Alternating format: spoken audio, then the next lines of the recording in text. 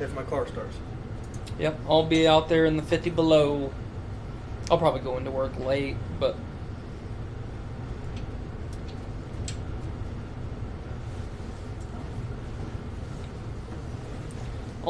I'm not going to fight 50 below unnecessarily.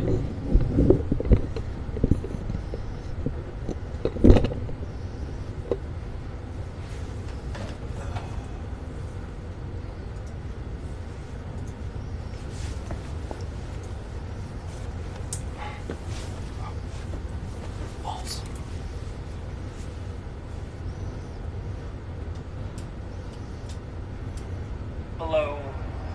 I'll probably go into work late, but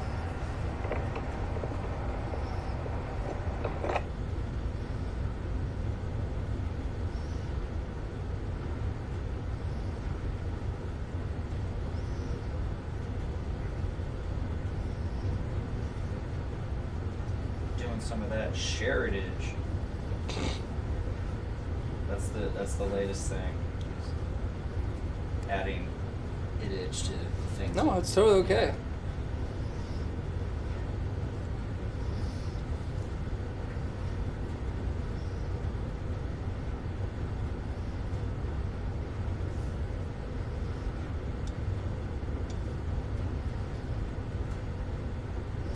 Oh, your Venom movie's in my car, Blaine. Okie dokie. Just remind me to grab that before I leave. I meant to burn it in, but I forgot.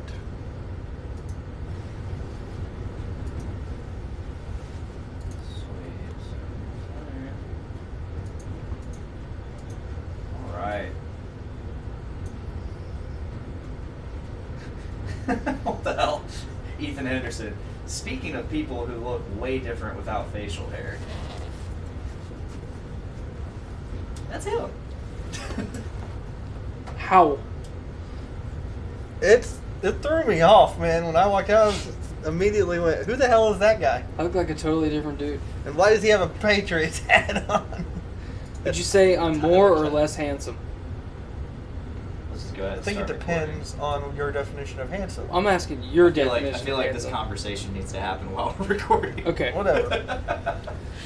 When you go to introduce us, I'll just. The following is a journey into comedy. It's a journey into comics. It's a journey into comics. Journey into comics. Journey into comics. Network. Production. We're gonna fuck the sodomites in the Heritage. Warning. Podcastrophe imminent. It's like, yeah, good topics for sure.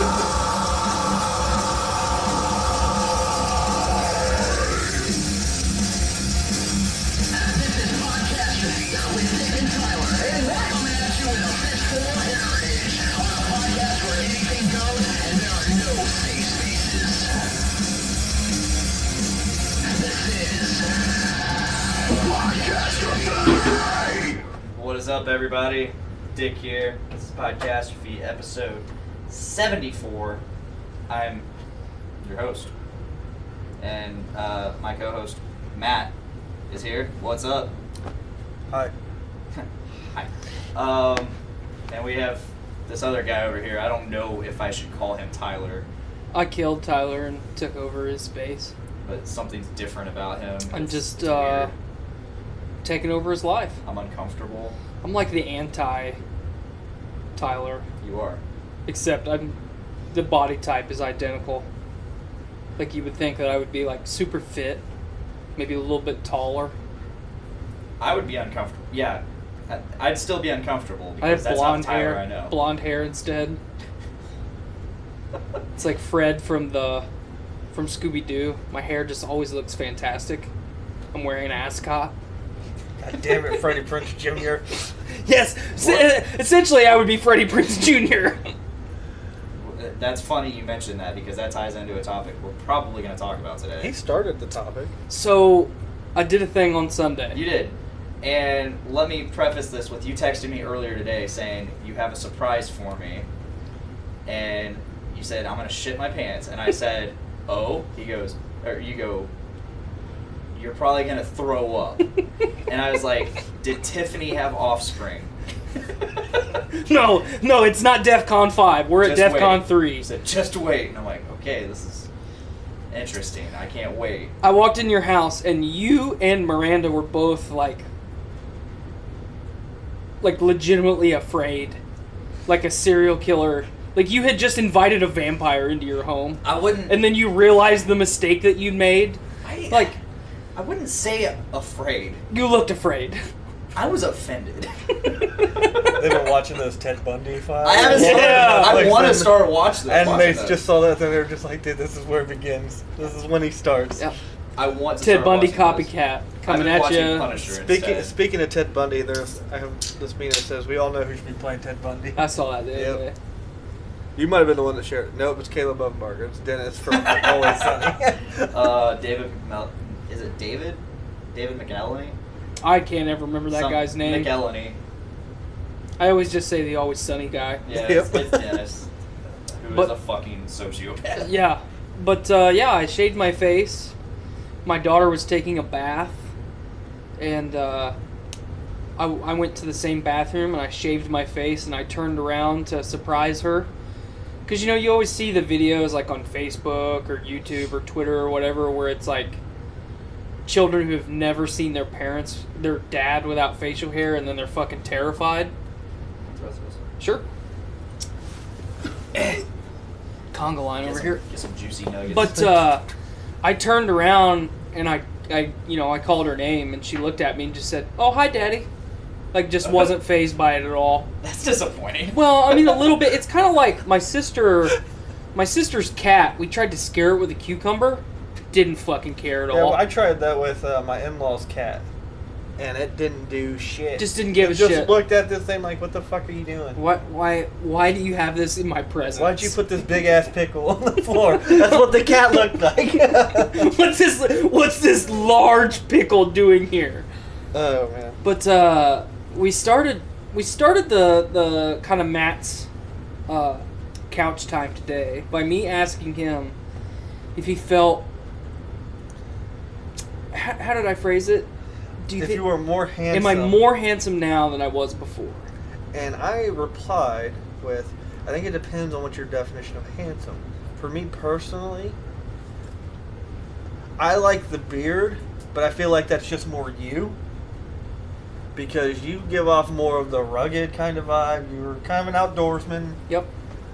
Whereas me, if I had a chin, I would be much better off to not have a beard. I'm like a. Because I give that pretty boy vibe. Yes. I mean, you are Dapper Dan himself. I am Dapper Dan, damn it. I'm kind of like a. Dapper Dan, because you're a dapper man. Thanks, man. Just picture this. The wilderness of Sweden. Go on. I just picture mountain goats. Just a fucking mountain goat Okay. with someone yodeling and you got that big ass horn. Up in the mountain ranges, the Swiss Alps. Yes. There's a nice log cabin. Yes. The camera pans in on this log cabin. It's just a picturesque view. Fucking mountain range in the background. Perfectly done cabin. I really hate that I have to keep staring at your face right now while you talk to me. Looks but like I'm putting up a with it. cabin about the size for a family of 3, where it's all just one room. Kitchen, bedroom, living room, dining room. It's all just one space. Child watches terrifyingly in the corner. Mom and Dad getting it on. Monday, Wednesday, and Friday. Occasionally Sunday, even though it's the Lord's Day. Tyler just looks at him and says, "Boy." The camera continues. Yeah, Cameron's the boy. The camera continues to pan in and the door creaks open. And the camera focuses in on a fat lumberjack. It's me. My wife, 7'1". All testosterone. And some beaver tranquilizers. Yes, she's really the lumberjack. I just fill the role when I go into town. I was about to say, did you marry Paul Bunyan or something? Because who lets their women out of the house? Am I right? Am I right? So, The name Shaw. Am I right? Can you please cosplay as Shaw during LaFiCon? I really want to. I think you. Can But if have I it. grow the beard back, which I'm doing, like the moment I shaved it all, like, so I went through the stages that every man does when he goes to like excessively trim his beard. Like, I shaved a lot of it off, and then I had like big dumb like mutton chops with my beard, so I looked like a Fallout 3 character, and then I started like tackling the goatee, and I made myself look like a French revolutionary, and then I did the handlebars. Like I just went through this full montage of how would I look this way? The evolution of facial hair. How would I look this way? Oh God, I should never look that way. And then at that point I was where I'm at right now. So you've experimented with your beard a lot the last 12 months. And I'm sure you got to this stage also where, like, because of your job you have to look down excessively. And, like, when you get home, like, your stubble has, like, fucking eviscerated your neck. Like, you know what I'm talking about? I don't know what you're talking You about. have no idea what I'm talking You about? apparently have a really weak neck. No. It's just, well, it's the Really neck. weak neck skin. It's the neck skins. The skins. He needs lotions. I need lotions. But, Your skin's yeah. pathetic. My stubble is just extremely sharp. I mean, I have razor blades on my neck. There's one of two things. Either he's a bitch or a real man. Yes. Well, there's no in between. My facial hair is made from adamantium and sharp skin. Dragon scales. It's really Daedric. Yes. Yes. It's Daedric stubble. Yes. So yeah, I'm quickly awaiting the time where my Sorry to interrupt, but you chose the fucking worst time to I shave was gonna your say face. that, man. Like, as the polar vortex descends upon the Midwest. So I did this purposely because I'm a bigger fella. As long as you've known me, I've complained about being cold all the time. I Your hate head the looks cold. Tremendously smaller. What? Your head looks tremendously I have an smaller. so it puts it in perspective now how small my head is. My head is not proportionate to the rest of my body at all. Normally it's the other way. You have people like Cameron who have like a slightly large frame, but they have an enormous fucking head. I'm a fat dude that's not very tall with a really small head. So Yeah, I'm you like are. that. I'm like that character in Beetlejuice when he's sitting in the lobby and he's looking around, and the guy turns and he's got the shrunken head. Bro, you're like the fucking Goombas Yes. in the Super Mario Bros. Yes. movie. Yeah, I look like a Goomba. Sorry to reference that. No, that's fine. Sorry to make you part of that reference. I liked the movie. Okay. Me too, when I was like 4. The only part that I didn't Maybe like five. was Koopa because Koopa was cool. He Koopa and Yoshi. Yoshi was weird in that movie. He was a fucking was a velociraptor. straight up dinosaur. Yes. Which was pretty cool. Which was like, I think when they did the 97 or 98 Godzilla, like that's where they got their inspiration from. Yoshi. Dude, I dig that Godzilla. I do too. I It's think it's a sweet design. we all like it. Like it's It's a sweet design. It's fucking Godzilla hardcoreists hate it. hate that movie. See, I'm They not a hate big the Godzilla hardcoreist. The one that's coming out in May, I actually think looks pretty dumb. Just because I think he looks like an overweight T-Rex, man. Yeah, which is kind of what Godzilla was always supposed to be. Yeah. Yeah. You know what? Okay. Jennifer, I see you're over there watching us. Please leave some beardless Tyler hate in the comments, please. I need you. I have not been without facial hair for a decade. It has been a decade since this I face. go at least once a year. This face has not been without at least 30% hair coverage in a decade. Once a year, I'll be clean shaven for about a month. I've only ever had a mustache for the last year because I was very anti-mustache because I hated the way it felt. But now like once it gets to a point, I just don't care anymore. Once mine grows in thicker and I don't have that weird ass patch, I'm going Ron Swanson. That's totally okay. I'm very okay with that. Yeah. Especially with your dapper I think it'd totally go outfit. with me. Totally fits. I'm okay with that. Yeah, that's my plan with my facial hair. Normally, though, I'm like Blaine. I'll have about a month where I don't have facial hair. Let it air out because I get really dry skin underneath Yes. it. Well, and that's the argument that Blaine and I have pretty much made since I've known him. Like he said, he does the facial hair purge about once a year, and Gotta burn the brush. people shit on him. Like, why would you do that? That's so dumb. Like a beard is this precious fucking commodity. Like, it just happens. Some people can grow it, some people can't. If you can't, just accept that you can't.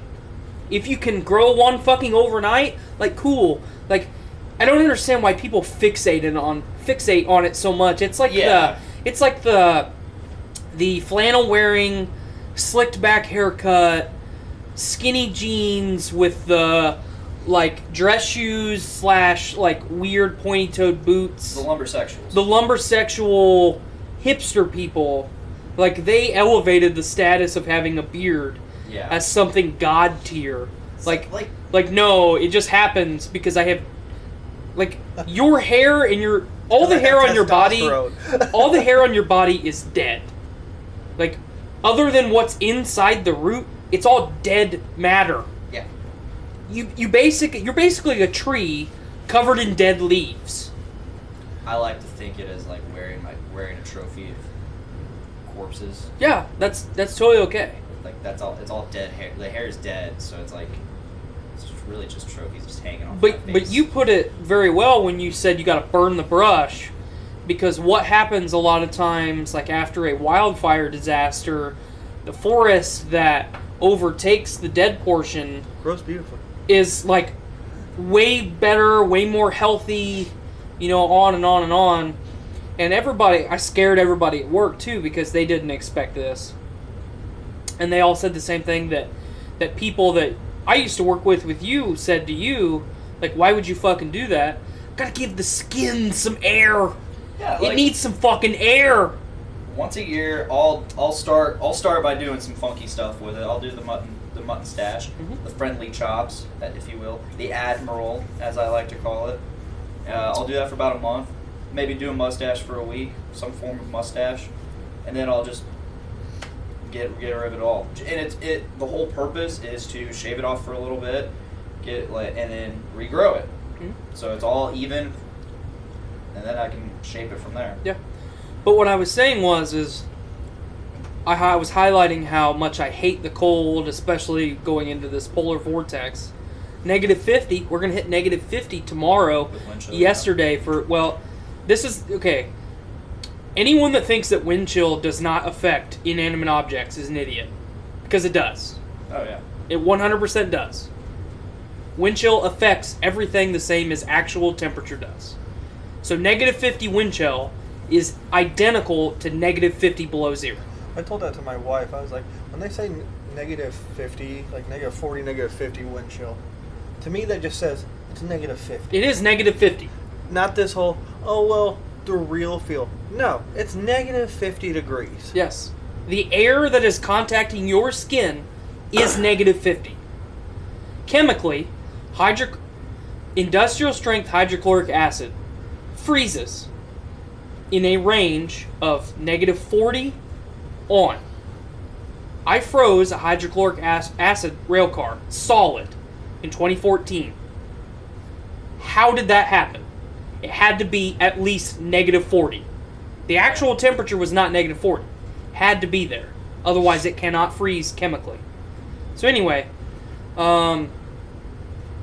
knowing this polar vortex was approaching, over the last few weeks, as it's progressively gotten colder, I've been trying to toughen up and acclimate to the cold winter temperatures. So I've been going outside in long sleeve shirts when people have coats and coveralls and shit on. Yeah. And just tanking it. Just taking it. Just being miserable. Just being miserable, like trying to fucking strengthen my body to the cold. I will say this, I don't know if they're getting acclimated to that kind of temperature though. Right. Because that's like that skin temperature, contact frostbite. That temperature is what made me so miserable when it comes to the cold. I was totally okay with the cold up until 2014 when I had to be outside when it was negative 40 to negative 50. Yep. And I've hated it ever since. And it was naturally negative 18 Mm-hmm. before wind chill. Yes. Yeah. So, and our high for tomorrow is negative 15 was the last thing that I saw. So almost identical. I remember that back in 2014. It was all that ice and shit. Yeah, that was when I I lived was with at Scott and Purdue. Justin. I was at Purdue at the time, and they canceled classes all the time. I still went to work. I didn't Yeah, go to you classes when they weren't canceled, but So, so yes, poor move because now my face is going to get frostbite inevitably. Good move because now all that wind chill can hit my face and I can really strengthen up. You gotta weigh your pluses and minuses. Yeah. Possible face disfiguration, able to tolerate the cold. Hopefully I get somewhere in the middle where I get like some cool scars. you're already married. You don't got to impress nobody. Like a cool like a character creator in an RPG. I want some cool scars. Look like the guy off The Witcher. Yes, I want to look like Geralt of Rivia. White hair and all. Maybe the cold will like take all the color out of your hair. And because I've watched Frozen so many times in the last week, the cold never bothered me anyway.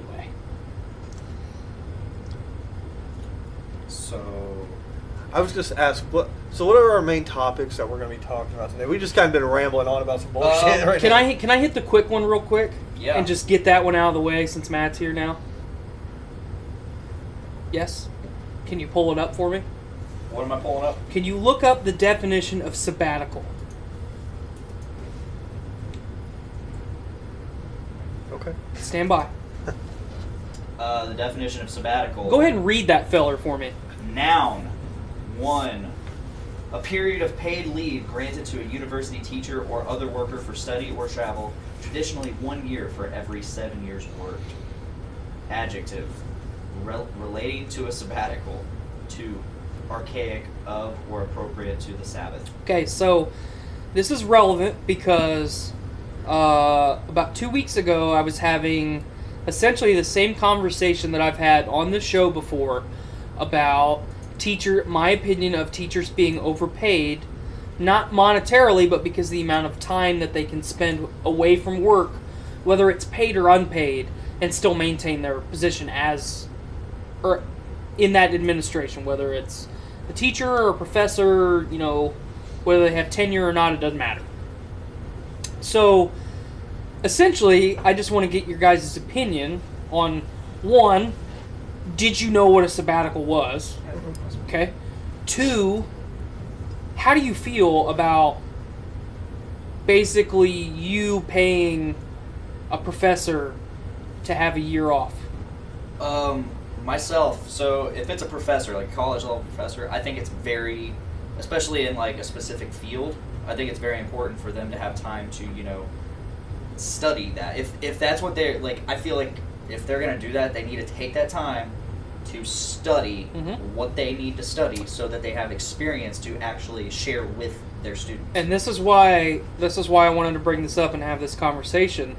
The first part of that definition was for travel and or study. Yeah. Most of them don't use it to further their career. They use it to take a year off and get paid for it. How do you feel about it? Well, I have an education background. College professors, with what Blaine said, it'd be nice if they did take it to study, but they don't. I also have opinions about colleges where I don't think any money that I pay should be put towards that college. Yeah. It's a private business. That's all a college is. They are, yes, and now, especially with the political climate that we have now, you have people that we can all agree our education system from top to bottom needs reform. Yeah. It needs improved. It needs restructured. We're not going to get into that because that's a long topic that I used to rant about that now I just talk about. Yeah. But here's the issue that I have. Why does a college professor get a year paid leave Why don't I get a year paid leave? Why doesn't every industry have the opportunity to take a sabbatical? Why don't you? You work in the manufacturing industry, one of the most important industries in the history of America. You know, this February I will have worked at Subaru for 7 years. Okay. When are you going to take your sabbatical? Hopefully real soon. I would like to take my sabbatical now so I can, focus on this goddamn podcast. But I mean, and I'm saying this a little bit tongue in cheek, but we're in the age of equality and acceptance for everybody, and I'm a member of a union, so I have bargaining power with the companies that I work for. Yeah. They have to pay me a certain wage, and if they want to pay me more or less, it has to be negotiated and it has to be written up in a contract. And there's bylaws and stuff in place. For example, if I don't get my paycheck on Friday, then I can sit on the job and get paid for it all the way into overtime until they bring me my paycheck. Hand it to me. So, I mean, a lot of uneducated people have a lot of anti-union opinions, which I think if people were a little bit more educated on the history of organized labor in America and just the world, they would actually change their opinion. So union membership across the United States is at an all-time low. It hasn't been this low since like the late 20s or early 30s. So post-depression. But people are so uneducated, they just have the conservative anti-union propaganda thrown at them all the time. But the reason I brought the unions into it is because we have bargaining power with the corporations that we work for. They don't control us. We mutually work for each other. You give us a place to work, we give you very skilled, very qualified, very, I didn't mean to say qualified, very high quality product, and we get paid well for it. I think college professors should get paid more than, a early education teacher at an elementary school, because they've earned that. They've went to school. They've done everything that they need to do. But the professor of gender studies and how it affects basket weaving, why do they get to take a year off paid? Yeah. And I'm actually building something concrete and not abstract. For sure. And I didn't mean to use concrete as a pun. But you see what I'm getting at? Yeah, I think with college professors in particular, it should depend on what the professor teaches. Mm-hmm. Because, I mean, something kind of minuscule is what you mentioned versus a chemist. Right. Or a biologist. Like, those have more importance to study of African history or what something like that. What about a biologist studying cancer research? A really, really high stress, really necessary field of study. Should they have a sabbatical? Absolutely. Mm-hmm. But should the gender studies professor? I don't think so. No, I agree with that. And that doesn't make any of us. We're not slinging hate speech, and we're not being bigots here. You want to talk about financial disparity in America? People are getting a year paid off to sit on their couch. I have to bargain and fight for a week. I think that goes to the old saying that fair isn't equal. Right. Absolutely. Like, I'm sorry, some people are more important than you, and I'm more important than some other people. Mm-hmm. Like, that's just how it is. It's all based off your education, what you know, how much you can your contribute skills, to society. Exactly. And I think that's how things should be divvied up. Granted, if you look at it like that, there is this, it limits who can kind of rise up, if you want to say it that way. I think there is a very fine line, and I think with the political climate that we have now, I think within the next decade, you know, when we start to approach our 40s, I think really is when we're going to finally get to the point where we are in this neutral line of there's enough totalitarianism and there's enough like utopian idealism, and you just kind of mash it together like a delicious peanut butter and jelly sandwich. Yeah. And we're right there in the middle. And we're not utopia. We're not, you know, Stalin's communist regime or Hitler's Nazi Germany, you know, or Mussolini's fascist Italy.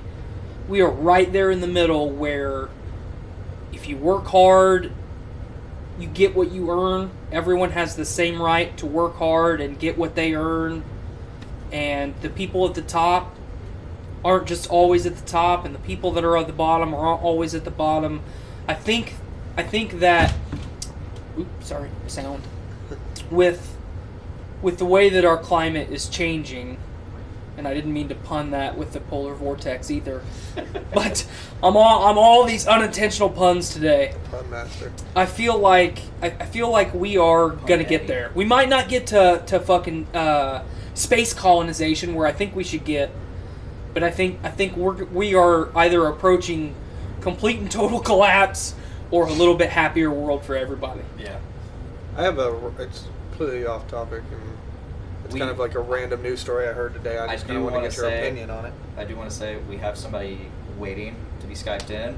I don't mean to like rush you or anything, but well, I was just so United Healthcare, Mm-hmm. big insurance company, recently had to pay out $91 million in lawsuits for lapsed coverages of life insurance. I wanted to get your guys' opinion on that because I thought it was actually pretty interesting.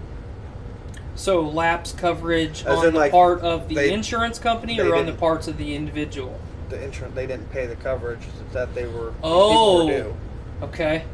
So these people had purchased life insurance, been paying for it, didn't get any of the money based off of whatever reason United Healthcare said they weren't able to get this money. And the government's fucking stuck it to them. Well, somebody did. I know that it was a lawsuit of some sort, and it said they were forced to pay $91 million in Good. coverages. Fuck yeah, good. yeah, good, absolutely. I think that's pretty. That's a win Yeah, for us. I think that's pretty wild because, like I said, I just heard it today. I know it's completely random and off topic. I just wanted to talk about it real quick because Good. that is Fuck my man. business I deal with anyway. No, yeah, that anytime something like that happens, like it needs to hit every mainstream media outlet because that is a win for the regular girl and fucking guy. For the regular person, that is a win. Yeah. The insurance companies, which are like this overlord, holding, you know, whether it's life insurance or health insurance, I'm going to keep bumping that if I put my arm up there, but whether it's life insurance or health insurance, any type of big financial overlord like that, any time that we can win against them, everyone should know about it. So, yeah, fucking thumbs up to whoever sued the fuck out of them. All right, are we ready All right, that's for it. our Yeah, guest? I'm ready. Yeah, let's Sweet. get into it. Let's give him a call. I'm gonna go to Skype. Please stop. It's a catchy little jingle. That's Oh, what hey, I call Brandon. Blaine. A catchy little jingle. You there, pal? Oh, there's a poor connection. What is going on? Oh, hey there. Hi. What's up, guys? Hey, hey. going on, dude? Took a snapshot. I don't know what's going on. Okay. Stop clicking buttons, Blaine. There we go. We got you full screen. Oh my God, Tyler! I'm not Tyler. I'm anti-Tyler. I killed him. I'm taking over his life. Damn it, you finally went and did it. I did it. You blew it up. Damn you all to hell. Damn you, dirty apes! Yeah. Wow. Is this what was going to make Blaine vomit? Yes. Oh, Yes. okay. Good. He cried. Glad we're on the level. How do my levels sound, Blaine? Do they sound okay? Sounds good, dude. Okay. I had some issues. I had some issues with the microphone levels not sounding consistent between Skype and like Audacity. So it was. I haven't really used this microphone on this computer. And that is because last time I tried calling in here for a fun, hey, surprise, I sounded like Optimus Prime. Yeah, you did. Which was pretty cool. Yeah, that'd be which was pretty pretty cool. I mean, it was cool, but it was unintended because apparently Skype does not like my Zoom anymore. And now that I use it as a multi-track recorder, it's like, can't do it. So I want you to know how we're recording you right now. So the way we're recording you is we put an SM58 up against my speaker. And it actually sounds pretty good. So That's the only way we could get it to work. yeah, we tried with the headphone jack in my speaker or my computer speaker to the interface. Didn't really want to do anything, so we're doing this. you know, I'm sure there's a much easier way to do your entire setup. Absolutely. Are we gonna find it? Probably not. Are we gonna try to find it? Probably not. Probably not. You need to try to talk to Felipe's brother. Yeah, Alex. Yeah, he'd probably help out a lot. Yep. So the reason we brought you here today, Brandon, is to talk about a movie, and you're holding it up right now, Dragon Ball Super Broly. In this room, we have myself and you. You're in this room right now. We love this movie. Yeah. And we have somebody who did not like this movie. We got Matt over here, did not like this movie. And we have someone who's very neutral on the movie, Tyler. I'm the neutral guy. I would say I'm not like. I said it was trash, but I'm kind of more towards the middle, but leaning more towards the yeah. Would you say it was better than Bio Broly? Well, that's a given. No, it's not a given.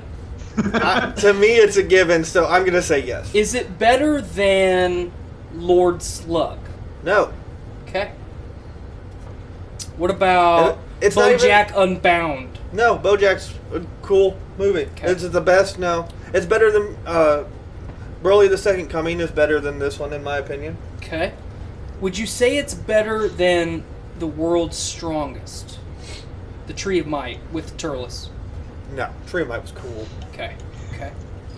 I'm just putting all this in perspective. Wrath of the Dragon is the best Dragon Ball movie. I haven't seen that one. That one's pretty cool. That's the one with Arudagon, The right? Arudagon, yeah. Yeah. Okay, so like that is the most original Dragon Ball movie. That's probably why I think it's the best. It's so cool. It stands out. It stands out as being completely different from all the other ones. I will say that this new movie is the best movie they've ever produced, and I'll explain why. This movie had something that the other movies didn't have, and it's subtext. Mhm. This movie had actual plot. It actually felt like when you watched it that it flowed as a movie. The only thing, and I have gripes about it. I mean, this movie isn't without cons, of course. But you're looking at it. I'm looking at it through the eyes of, a Dragon Ball movie, not necessarily through the eyes of a regular movie you would go to the theater and see. That has a condensed plot, characters, story, everything. There's a point in this movie where you have to really be a Dragon Ball fan to understand what happened in the middle, because it just goes, all that stuff assumed that you know everything that happened in Dragon Ball Z with these characters. Because we're going to transport you way past that and put you here. You need to know, and we're not going to just fill you in on the history of what happened in the entire Frieza saga. Or what happened in between Goku and Vegeta from the beginning all the way to the end. It's sort of like brushed upon as like, we fought other villains. It vaguely refreshed you. Yeah. In a way, yes, but like as far as nuance and details of like who and what Frieza is at this point as to what he was, like I really enjoyed seeing the first 20 minutes that was completely and utterly like world building. even though one of my cons is something that they changed. I think I am right there with you, and this is my gripe about the movie. Yeah, it had a plot, but when I look at it as being the best like plot-driven Dragon Ball movie, I think Battle of the Gods was better. I Would you say think Battle of the Gods was better or Resurrection F was better? See, I wasn't Because a huge fan of personally- Resurrection of F. Well, plot-wise, I think Battle of the Gods was a better film. But overall, like Brandon kind of said with Broly, production, I think Resurrection F was a better film than Battle of the Gods. I agree with that. It was better animated and everything. So, I'm kind of the neutral party here. With every modern Dragon Ball film, I have loved it. But I've had my strong gripes about individual things. So, Battle of the Gods, when Vegeta challenged Beerus after the whole Bulma scene, I had a fucking hard on. Then he gets shit on. Okay, it's Goku's movie like always. As a Vegeta fan, I have to accept that. I did not like the whole let's hold hands and do a seance circle and we'll make you a god. Like, that part I didn't enjoy. But overall, I like the movie. But whatever. Yeah. The second one, Resurrection F, I thought Vegeta was going to get his spotlight. He stole his shine, bro. They stole it from him. I still enjoyed it. Okay, let's move on. With Broly, the opening act, the first act, as far as the world building stuff, I enjoyed from the standpoint that it was the best world building that we've had in a long time. Mm-hmm. You know, in a short amount of time. I'd agree with Not that. to mention in a movie, because so many times in Dragon Ball movies, they just dump you in and say, Oh, this yeah. is what's happening, let's go fight. Right. I agree with that. What 100%. I did not enjoy was how they changed Bardock. That's what bothered me, and I think Matt and I agreed. I'm sure you're along the same lines too, Brandon. I don't mind how they changed Bardock, because I want to see more of that. Right. I want to see where he gets to that point where he's like changing, because Bardock in the original special didn't give two craps about Goku until the very end. Correct. Until he realized his mistakes. Mhm. So what we see instead in Broly is Bardock, who has sort of already been thinking this stuff and is now like, all right, something's going on. Maybe I should start thinking more about my family. Maybe I should actually start thinking more about my kid, Mhm. who is like, obviously going to be a low level. They're going to send him away anyway. In the original one, he's like, I don't care. And this one, he's like, maybe I should care. On the original one, Goku just got sent off. Yeah. It was that- merely and coincidence. And that is the thing I don't like about this. As much as I like how they turned Bardock into a more caring individual, him sending him away is too Superman for me. Mhm. Yep. It's Yeah. exactly Superman. Even but though you had sort of the comparison before, now it's like this is literally Superman. Definitively. Well, and my gripe was that scene where Bardock is challenging Frieza, for us, is so iconic. We didn't get that in this film, which I'm okay with, because they still gave it to us a little bit. It wasn't necessarily his story here. When Frieza's planet killer was getting ready to totally wipe out Planet Vegeta, Bardock still stood strong and tried to stop it and challenged it when no one else did. He was the only one. yeah. And So that is they still something gave- I heard. I'm sorry. That's something I heard that we, or at least it's like been put out there by other people who want it. That like maybe the Battle of the Gods, maybe we'll get an extended cut that goes more into that, or maybe we may even get something in itself that dives more into the character of the new Bardock that they've sort of made canon. That's what I want, because for me, when I was watching a movie, Bardock had a hunch that Frieza was going to do something, and then was like, I better send my son away. there wasn't any build up to that. Mm-hmm. It was just, I just got this awkward feeling. I don't know why, but I'm just gonna do it. Like, the Saiyans don't like Frieza. That was the only explanation that we got of Bardock being suspicious of Frieza. No other Saiyan was. Like, King Vegeta didn't think that. Like, that's my biggest gripe with the Bardock thing. Not to mention, Bardock was already canon. He was placed in the manga because the special was so popular. Mm-hmm. So why do we have to change him to be practically a whole different character now? How did you guys feel about Goku's mom being included, like, heavily in that little opening act? It was cool. Well, Toriyama did do a manga short that included her. Mm-hmm. That Toriyama retconned Bardock well before this movie. Right. Mm-hmm. It's in that manga short. I can't remember what it's called, so forgive me. Zero? But it, huh? Was it Zero? Dragon Ball Zero? I can't remember. It was a manga. It wasn't very well received. And so, like, people are comparing that manga version versus this version. They're saying that this version is a little bit better.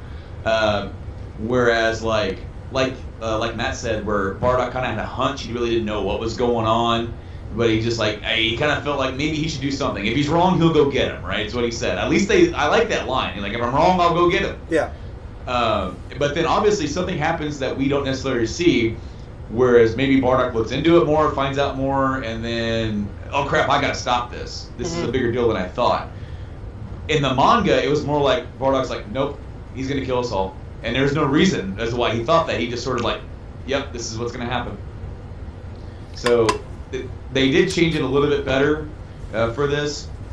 I want to see more of that. Yeah. And now that, like, I kind of agree. It's like I there are things that where they gave us so much more for a Dragon Ball movie, like in terms of plot and setting up. At some point during this point, they kind of hit the fast forward button with the whole Bardock thing, and then maybe with the King Vegeta thing. It's like, what was he thinking? What was he doing during this time? Is he just going to sit on his throne and be like, I guess I'll just die? I doubt that. He was very much not that kind of character that we met in the very beginning of the film. So maybe that's another story for a different day, because the whole point of the beginning part was to get the three characters that the movie was going to revolve around later, and then throw in Frieza. So I guess 4. And throw in Raditz too for that. Well, and I loved that. I thought that was so cool to see little kid Raditz. The little Easter eggs they did. Also, I liked how like Goku's mom and Raditz had a resemblance. Yep. And Bardock and Goku obviously had a resemblance. I like that. I love Team 4-Star's review of this movie because they're making fun of that scene with Raditz. They're like, man, that kid fucking came out of the nurturing pod just like smoking a fucking whole pack of cigarettes. Yep. Hey, I'm the brother of Goku. Who cares? Yeah, but he's a lower class warrior, so who cares about him? So just as far as, that's kind of my complaints with the beginning of the film. The only other complaint that I had was the reality break scene. I like that. That was the only part of the movie that I absolutely said, I do not like this at all. But it makes sense with the level of power that they're working at. No, it doesn't. Goku and Beerus fought, and they were about to rip the universe apart. Exactly. Goku and Jiren fighting. Beerus is a god of destruction. Vegeta and Topo fighting when he's god of destruction mode. Here's my biggest problem with Dragon Ball. Always. Continuity. There is no continuity. In the movie, Broly starts to power up and start to go Berserk Super Saiyan. That is what it's called. Yeah, in canon now it is Berserk Super Saiyan. It is Super Saiyan Berserk or Berserk Super Saiyan, whatever you want to call it. Goku literally says, "Have you ever seen anything like this?" And they're like, no, we haven't. You just mentioned the Tournament of Power. Yep. Yeah, you fought 5 minutes Kefla. Before Kale that, and and you Kefla, fought Kale. She was Berserk Super Saiyan. She beat the shit out of Goku, who was Super Saiyan Blue. Jiren is the one that had to stop her ass. Mm-hmm. So there's a break in continuity there. And then 2, this is one of the biggest things. I hate fusions. I've always hated fusions. Like both fusions? Yes, I can't stand them. I think they're dumb. Okay. Vegito in Super fights merges Zamasu. Mm-hmm. He's got the Tora earrings. That is an hour-long fusion, so therefore, in my mind, holds a stronger bond because it's an hour instead of a half hour. Right. He goes Super Saiyan Blue. In 5 minutes, he's burned through it because the power's too high. But yet Gogeta, who is only a half-hour fusion, is fighting non-stop in Super Saiyan Blue, and even after the fight's over, still in Super Saiyan Blue, like, hey, Frieza, I'll fuck you up too. Why did he not burn through that power? Once again, continuity thing with me.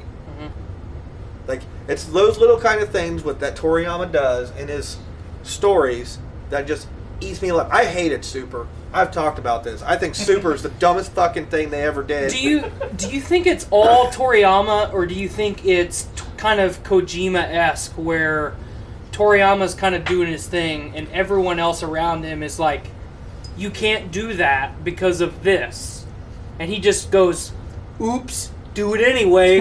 That's what I think. I literally think he just goes, I'm Toriyama, I can do what I want. Like, do you think that's a good comparison, Brandon? As, I mean, obviously, I don't think Toriyama's as weird as Kojima. But I was actually going to mention a comparison to Hideo Kojima, where he's just like they're like, hey, you know that you kind of did this in 2, so to do this in 4, it's kind of weird. And he's like, oh, I did.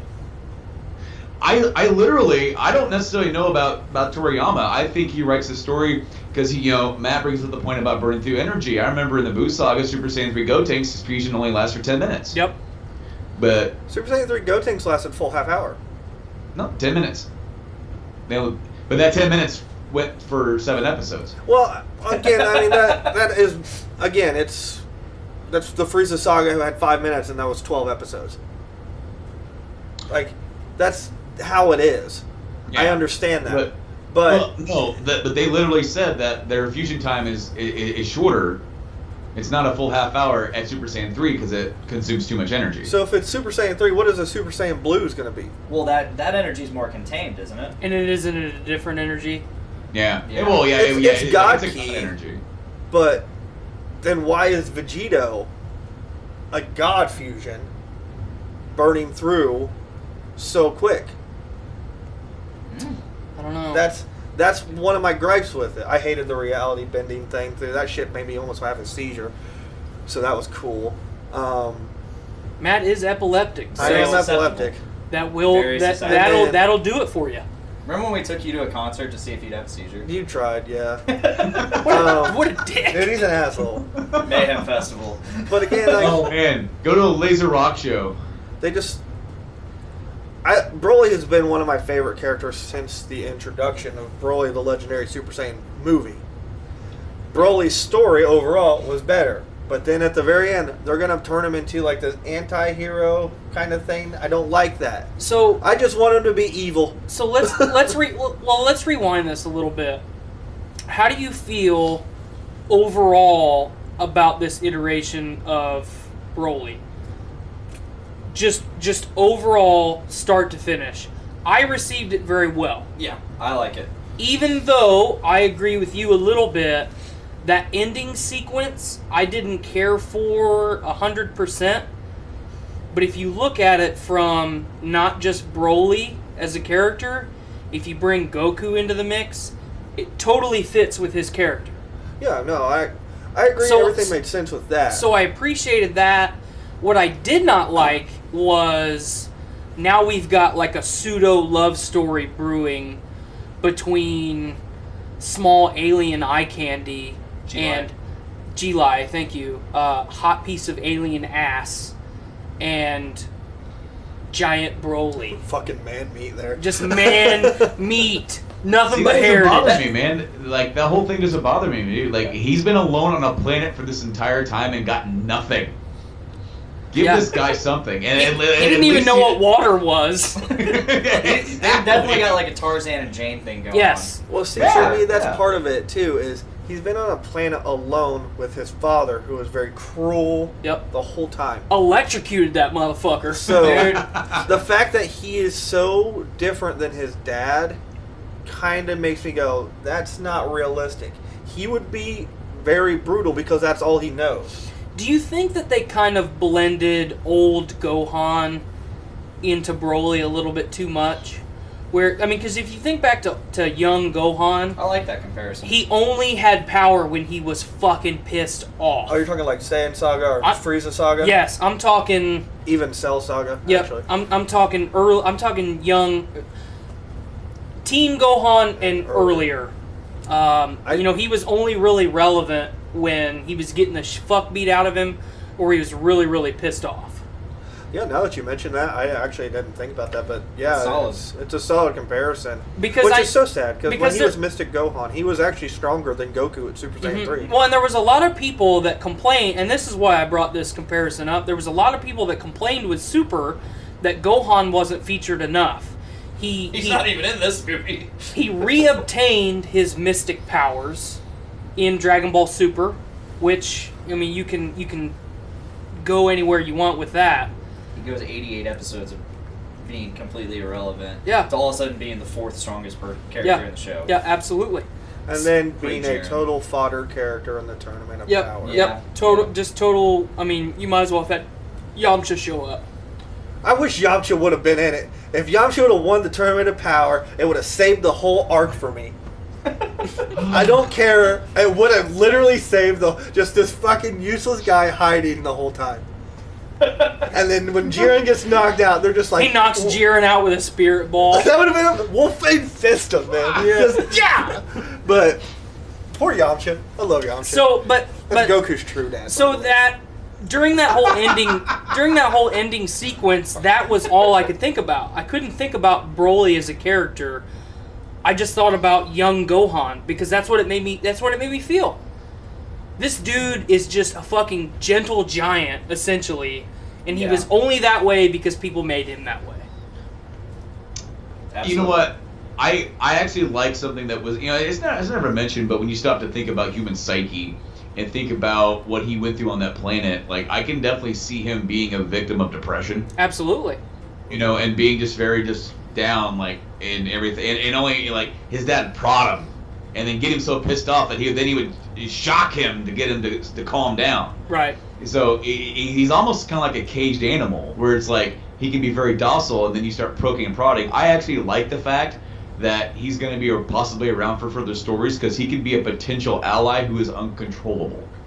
I never want him to be able to control this power. When they actually unleash, say somebody comes around who they're like, we need help. Say Jiren comes back. Yeah, somebody, whoever. So because there's always somebody stronger, right? And that's the theme of the series. I've never felt a power like this before. They say that 10 million freaking times. We need help. I know a guy. They also say lower class warrior a million times. Yes. Right. Oh my god. They'll get Broly. They're like, and Vegeta's like, are you sure about this? It's the same thing that Vegeta said about keeping Fat Boo alive. I swear, if somebody kills his damn dog again, and he makes another evil one, I'm going to kill you, Goku. And then it's like, no, he'll be fine. And then you bring in Broly, and all of a sudden it's like, okay, he's helping, but now this is bad for us. It's just like Vegeta at the very beginning of that part of the movie where he's like, "You dumbass! Exactly. You kept Frieza alive." How many times do I have to call you an idiot? It's funny you bring up Vegeta, because that's another issue I had with the film. I'm, like Tyler, a Vegeta fan, and I've come to accept that it's Goku's movies. It's Goku's show, so it's Goku's story. Let's all level with each other. Yeah. It's Goku's story. But let's be real here, and Blaine mentioned this with power scaling. Vegeta, if Goku's not doing Kaioken, Vegeta's stronger than Goku. Yep. Because he ascended past Blue. He is stronger than Goku without Kaioken or UI. And I will argue to the day I die that UI is not a transformation, it's a technique. It's a technique, absolutely. Mm-hmm. But when Vegeta's fighting Broly, he goes Super Saiyan at first, which I'm assuming was more Super Saiyan 2 or something. Yeah. Either way, it doesn't matter. Because now in the canon, they've essentially perfected Super Saiyan 2. Like, Super Saiyan is basically stronger than Super Saiyan 3 now for these people, so it doesn't matter anyway. But Vegeta's fighting Broly, and he's struggling. So what's he do? He goes God, and it's the first time we've seen it in anime. How did you guys feel about Vegeta as the regular God form in this film? I thought it was amazing. I loved it. Yeah, that was awesome. Yeah, I dug it too. But, like, when he goes God form, he's still struggling with Broly. So what's Goku do? Well, I'm going to jump in now. Base form. And then he's like, I'm in my Super Saiyan form, and I'm able to fight this guy, and I'm better than Vegeta. Well, he was going toe to toe with him in his base form. Yeah, and then he's like, oh, I'm going to go God form now, and now I'm going to do this technique where you can't even move. That is Like, the manga. what the fuck is with this plot armor that Goku gets nonstop? Yeah. Like, I think all of us in the room here are Vegeta fans, so I think we can Absolutely. all agree that it's getting to the point where it's a little bit, the plot armor is getting overly excessive. they gave him a technique that literally makes him unhittable. There's one person who is not a Vegeta fan, and he's the most important. Toriyama. Toriyama. Yep. He's not a Vegeta fan. He's his least favorite character. God damn it. But It shows. He keeps him around and keeps him relevant because he realizes how popular of a character he is. For real. Now, I don't really have a problem with how it's laid out because I already know how it's already kind of going to go. If Vegeta fights first, he's going to expend more, and then Goku's going to come in and not go balls to the wall because Goku doesn't like to do that. Ever. He likes to be challenged. And then to be fair, they all do. That's why Vegeta went God mode before he went blue. Even though that doesn't make any sense because we never saw regular God mode because by that time we had seen him go blue. Like to them, that's like let's just go straight there because there's no need to even go to that level. But it was nice to see it, right? It was nice to actually physically see the form, and because I'm guessing in the anime they decided to just like put those two on an equal playing field from the get-go instead of just like, well, Goku's gone blue, but now Vegeta's still only on the red version. No. And instead we get them both sort of on the even playing field, and then of course for the Frieza arc, you can is Vegeta a little bit stronger? Probably. And the end, of course, when he kind of goes blue 2 or ascended blue, whatever you want to call that form, it hasn't even gotten received a form. Yeah, It's Blue Evolution. Yeah, Blue Evolution. Blue Evolution. Yeah. Yeah, he's ascended past it. Yep. I'm just saying because like if you look at the Zamasu arc, Vegeta trained in the hyperbolic time chamber so many times, and look how much that he grew in the hyperbolic time chamber in the Cell Saga. So just if those increments each time he trained in it, he's leaps and bounds beyond Goku. But Goku has Kaioken. That's his trump card. He used it against Jiren in the first fight against Jiren, and everybody was like, "Well, he's still got Kaioken." And they're like, he's been using it the whole time." But other than that, Vegeta is stronger. Period. Like that's just it. Goku just has the techniques that give him the higher power for those short times. But overall, Vegeta's stronger. And I just want him to get some shine one time. Like, they couldn't let him kill Frieza. Yeah. But... I'll bitch about that till the day I die. And don't get me wrong, I'm right there with you too. But I have actually really enjoyed Frieza continuing to be relevant. See, I wasn't really much for... I wasn't a fan of the Resurrection of F's. Like the Resurrection of F. Yeah. I was like, why are they bringing Frieza back? But would you rather have Frieza or Cell? I'd rather have a new villain in general. And I would too, don't get me wrong, but for all of us, that Frieza saga is so iconic. It's so important to the series. We would not have anything after the Frieza saga without it. No, I understand that, but then and also... Frieza is such a good villain. Like, Yeah. with Resurrection of F, I kind of understand it. But then, when we get to Tournament of Power, we're supposed to get Boo. We're supposed to get a Boo that's actually like, oh, I'm training, and he gets, like, jacked with Hercule, and you're like, oh, we're going to see a fucking legit Boo. The motherfucker falls asleep for 3 months, and they're just like, well, I guess we better go get Frieza again. And it's like, Why? Comic relief. Why can I not just get somebody else? Clint Chase asked, did Tyler forget his beard at home? Yes, it's in my sink.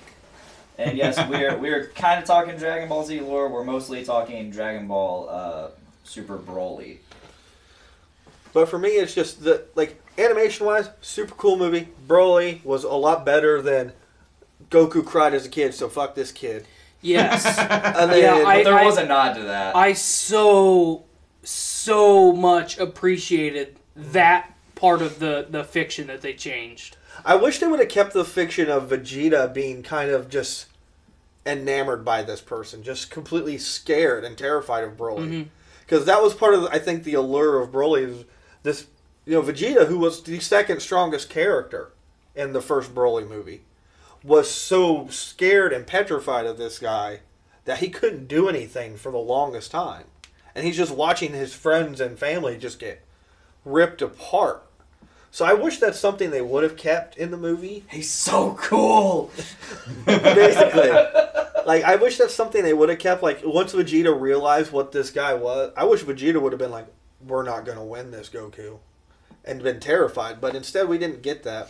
But on the other side of the coin, you get Vegeta challenging, outright, rage challenging someone. But he is looking at it from a strategic point. He's looking at it. He mentions he's learning as he goes. Well, that's what I mean. At the beginning of the fight, have Vegeta fight him still at the beginning. And then as they're progressing through it, he's starting to slowly realize what this character is. And he's like, oh no, we're not going to win this. Yeah. Because A, they've seen it before with Kale. Mm-hmm. And then 2, Vegeta knows the legends of Planet Vegeta. He knows everything about it. He knows all about their culture. And if he hears that, he's thinking, well, this is a power beyond my level of Super Saiyan that I have. I can't do anything with this. And I think that would have been a cool feature if they'd have kept. Like I said, I'm not a big fan of Super as a series. And then the movie just had a bunch of little things in it that egged at me. So let me ask you this. With Super Broly basically setting up the next arc for Dragon Ball Super, whatever they're going to call it, the way that Resurrection F set up for Dragon Ball Super, are you going to give the next iteration of what we get week to week a chance? Of course I am, because I'm a stupid. You're a stupid with 2 O's instead of I watched all of... even as I said I hated Dragon Ball Super, I watched it every week on YouTube in Japanese. I did too. When it came out. I didn't wait for it to come out in English. I'll just watch it in Japanese. I watched it on Sunday mornings. I'd watch it basically Sunday mornings. It was Saturday night at fucking 3 in the morning. Yep. So I'd get up early and watch it. I'd watch it in Japanese, and while I'm watching, I'm like, this is so fucking stupid. But there were parts of Super that you had to have liked. There's parts. Again, there's really cool fights. My favorite fight is Mystic Gohan versus Goku. Oh yeah, that's my cool. favorite fight in all of a Super. And the Jiren versus Goku stuff is cool. I just wish the Tournament of Power had been shorter. Instead of 10 people in a tournament, make that 5. I don't need to see Master Roshi. Yeah, that was one thing that really bothered me about. I don't need to see those bitches of love from Universe, what was it, 2? 2. Yeah, I don't need to see them. I want to see Jiren. Topo, for sure. I want to see Topo. I want to see Jiren. I want to see basically any of those all guys. the major players. That's all I wanted to see. I wanted to see Gohan, be relevant. He just had this dope-ass fight with Goku, and then all of a sudden he's just like, I'm useless again. Sorry, fellas. I'm gonna sidekick Piccolo for a little bit. Yeah, we're struggling against these 2 Namekians from Universe 6, who Piccolo would be able to handle these guys easy. Mm-hmm. He's got fucking Kami in his and Nail. Yep. Come on. No. But there's parts of Super that's cool. The whole Merge Zamasu arc I thought was pretty cool. It got convoluted towards the end. Trunks made that arc. Yeah. But Merge Zamasu arc is a pretty cool arc. The whole Universal Tournament between Universe 6 and 7. Yep. It's pretty cool. But It gave you Hit. Hit is one of my favorite characters in Dragon Ball, period. He's so cool. Mm-hmm. But when I look at Dragon Ball Super as a whole, the Battle of the Gods arc, the Was movie awful. was better. Yep. The Resurrection of F arc, The movie was the better. movie was better. And then I got the Universal Tournament. There was cool characters. Then we get Merge Zamasu, it's cool. And then we get Tournament of Power. And the Tournament of Power was, to me, so bad that it just... And it was half of all of Super. Right. That it just ruined the fucking show for me. It was still was better me- than GT. I don't even consider GT a thing because it's not canon anymore. It never was canon. It's funny because we had a guy that Brandon and I know, Chris Kozad. Mm-hmm. He was sitting next to me, and anytime something would happen in the movie, he's like, "Ha! That's canon now." Rumor has it Super Saiyan 4 is going to become canon, though. And that's what I was about to bring up Yep. because you brought up GT. Well, he did. You brought up Brandon brought up GT. I want to go on record. There was a lot of GT that I really, really liked. The Mega Proceed. Shenron thing I thought was neat. I really liked the baby stuff. Baby's a cool one, too. Super 17, not so much. No, but But apparently he's Super 17 in this one. I can fight fucking Super Saiyan Blue Goku. Dur-ba-dur-ba-dur. I'm gonna go catch a deer. That's fucking 17 now. Like, no. No, it's really cool that Super Broly, it lays the groundwork for Super Saiyan 4 being canon, and I thought that was really cool. And without even straight up mentioning it. I want a full Super Saiyan 4 design change. Yes and no. Here's the thing. Do Yes we want and it to no. be called Super Saiyan 4, or do we want it to be called another extension of God form? I don't care what they call it. I honestly don't care what they call it. I want the tail. Give me the tail. Yeah. I need some tail. I'm looking at everybody. I need some tail. What I don't need is the red body fur. That always kind of bothered me. And then Vegeta being my favorite character. Oh, badass transformation. His little hair locks that went like down to his nipples. Let's get rid of that. We don't need that. It's dumb. But I am really hopeful for the transformation because we've seen what Goku and Vegeta can do with God Ki. Let's see what they can do with their own ability. Something that wasn't taught to them. This is just primal Instinct. fury and rage, Yeah. and that's what I want out of a Saiyan. See, I would like that, but then I think that's where it struggles of what is going to be more powerful then. Mm-hmm. Do you have the God? Like, do you have Super Saiyan Blue be more powerful than Super Saiyan 4? You can't really do that now. You'd have to have Super Saiyan 4 be more powerful than Blue, because otherwise, what would be the point of Super Saiyan 4? So I feel like it'd have to be the next evolution of what the God is. What I imagine they're going to end up doing is Yeah. it's just going to be a merger of the two. It's just going to be basically them doing a fusion of the God Ki and their own Ki. What I think would be pretty cool is what if it, kind of like going off the fusion, sorry to interrupt you, Brandon, is if it was this, what if it was like the true God form? Mm-hmm. What if you found out that what they were doing was just, it's God Ki, but it's not a God form? And what if Super Saiyan 4 was, hey, this is actually what a Super Saiyan God is. This primal being, Or just what if ferocity. that is Legendary Super Saiyan? Legendary Super Saiyan is Broly and Kale. Okay, so the But no, way that's that the way Berserk that they now. explained the Berserk form, right? Yeah, that's true. The way that they explained it was that Broly was able to master the power of Uzaru without transforming into Uzaru, and that's why he went insane because it's just like when he's transformed into Grade 8 Uzaru, he can't control it, right? Mm-hmm. Yeah. And then we get the great scene of Frieza killing Paragus. I remember this. I love that scene. Oh yeah. That was a good scene. It was a nice callback for actual fans. But I also, so I love how Frieza's kind of becoming comedic relief. Yeah. Because it changes his character because he can't recapture really I need the Dragon Balls so I can get slightly taller. But I loved how it meshed with Bulma's like wanting to be young. I love that. Right. And then him killing Paris and going, oh my gosh, look what happened! Oh dear! And then it triggered Broly turning Super Saiyan while he's in Berserk, right? Yep. So if you turn Super Saiyan while you have your Azaro power, which Super Saiyan 4 was Golden Azaro Super Saiyan shrunk down via the Brute Waves. Right. Okay? So say Goku and Vegeta are like, we need to learn how to be monkeys again. That's such an old, outdated power, Kakarot. Yeah, but it helped him so much. Maybe we should regrow our tails. That's a solid Vegeta. It's not bad. It's like, do you have any idea how hard that is on the body and the back? I'm too old to do that anymore. My back. My sciatic. It's really starting to wear on my body, Kakarot. It's like, gee, come on, Vegeta. You know what we should really do? We should really try to do what he did, but then control it. Like, or maybe we can be Super Saiyan Blue with the Berserk form.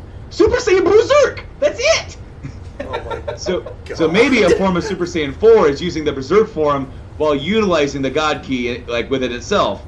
Like where the legendary Super Saiyan is using, in this new version, he's using the regular Super Saiyan transformation with the Berserk energy.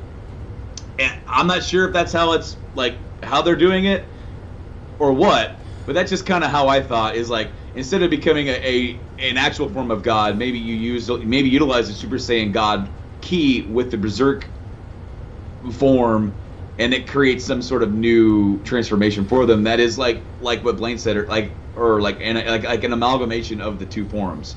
Well, especially because with Broly in this film, it's essentially the third time that they've seen this form now. They saw it with Trunks. They saw it with Kale. Yeah, he does go. Yeah. Doesn't Goku at some point do it as well? Yeah. It's called Ultra Saiyan. It's never given a real form. The false Super Saiyan, which is where he goes against Super Lord Saiyan 2. Slug.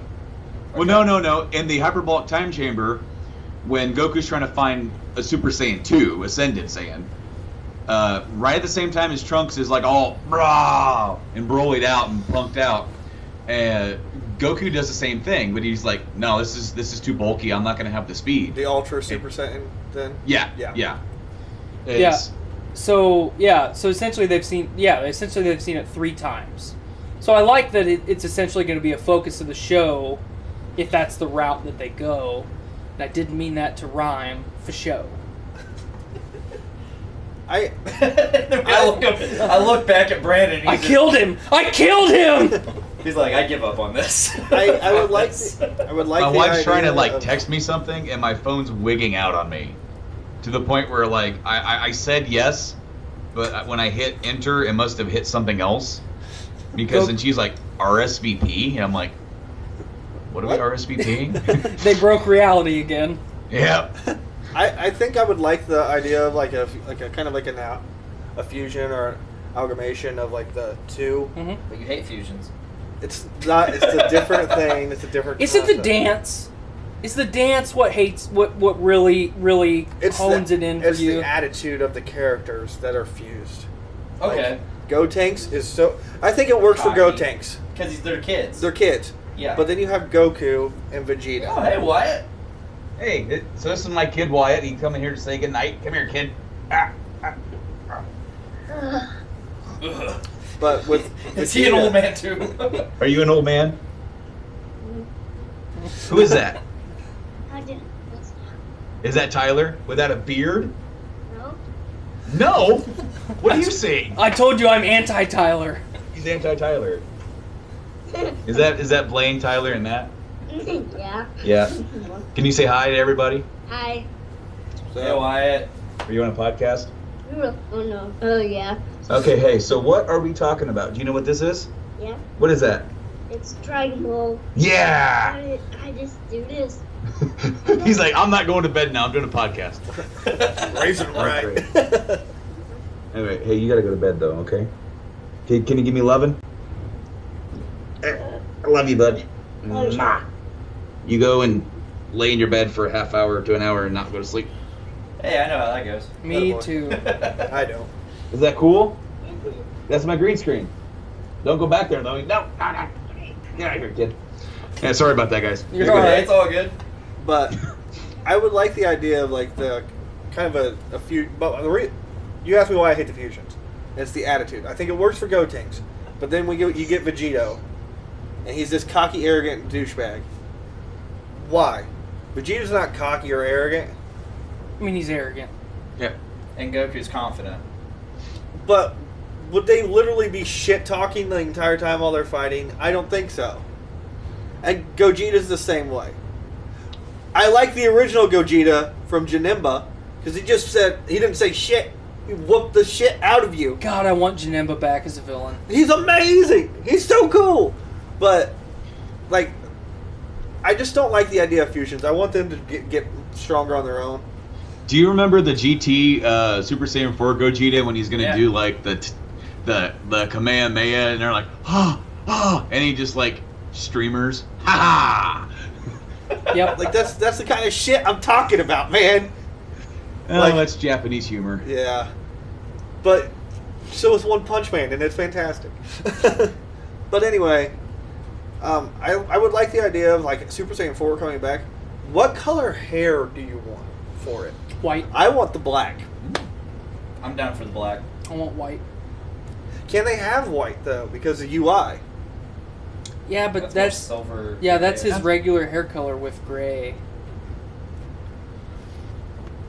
I was honestly shocked we didn't get Ultra Instinct. in Do we? this. Okay, They tease it. That's a good question though. Is Ultra Instinct going to be relevant from here on out? I don't think so. I hope it's not. I mean, what do you think, Brandon? I can see them going back to it at some point because, you know, they say that Goku was able to get there, but he hasn't mastered it. And I would like it to kind of remain that way. I would like it to remain something that he can only attain when he's pushed to a certain point. Mm-hmm. See, that's where I feel like it should stay. Because if he gets to a point where he's just like he can pop in and out of it like Kyle can, Yeah. what's the point Yeah. anymore? Yep. Exactly. Yeah. Like he beat Jiren, who's stronger than a god of destruction. And we know for a fact if he would have done it against Broly, he'd have whooped the shit out of Broly. Period. Yeah. I thought he had mastered it by the end of the Tournament of Power.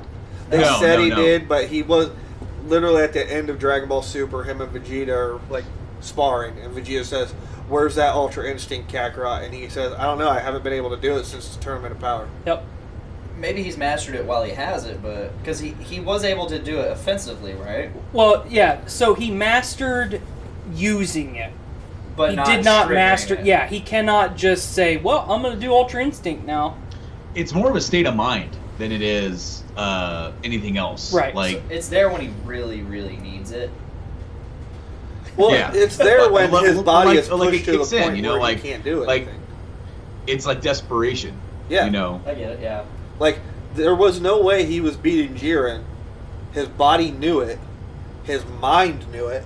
His whole being knew that he wasn't beating Jiren. Well, they And so he focused entered that focused state. in so many episodes that if you're thinking about hitting someone in Ultra Instinct, you're never going to hit them with adequate force.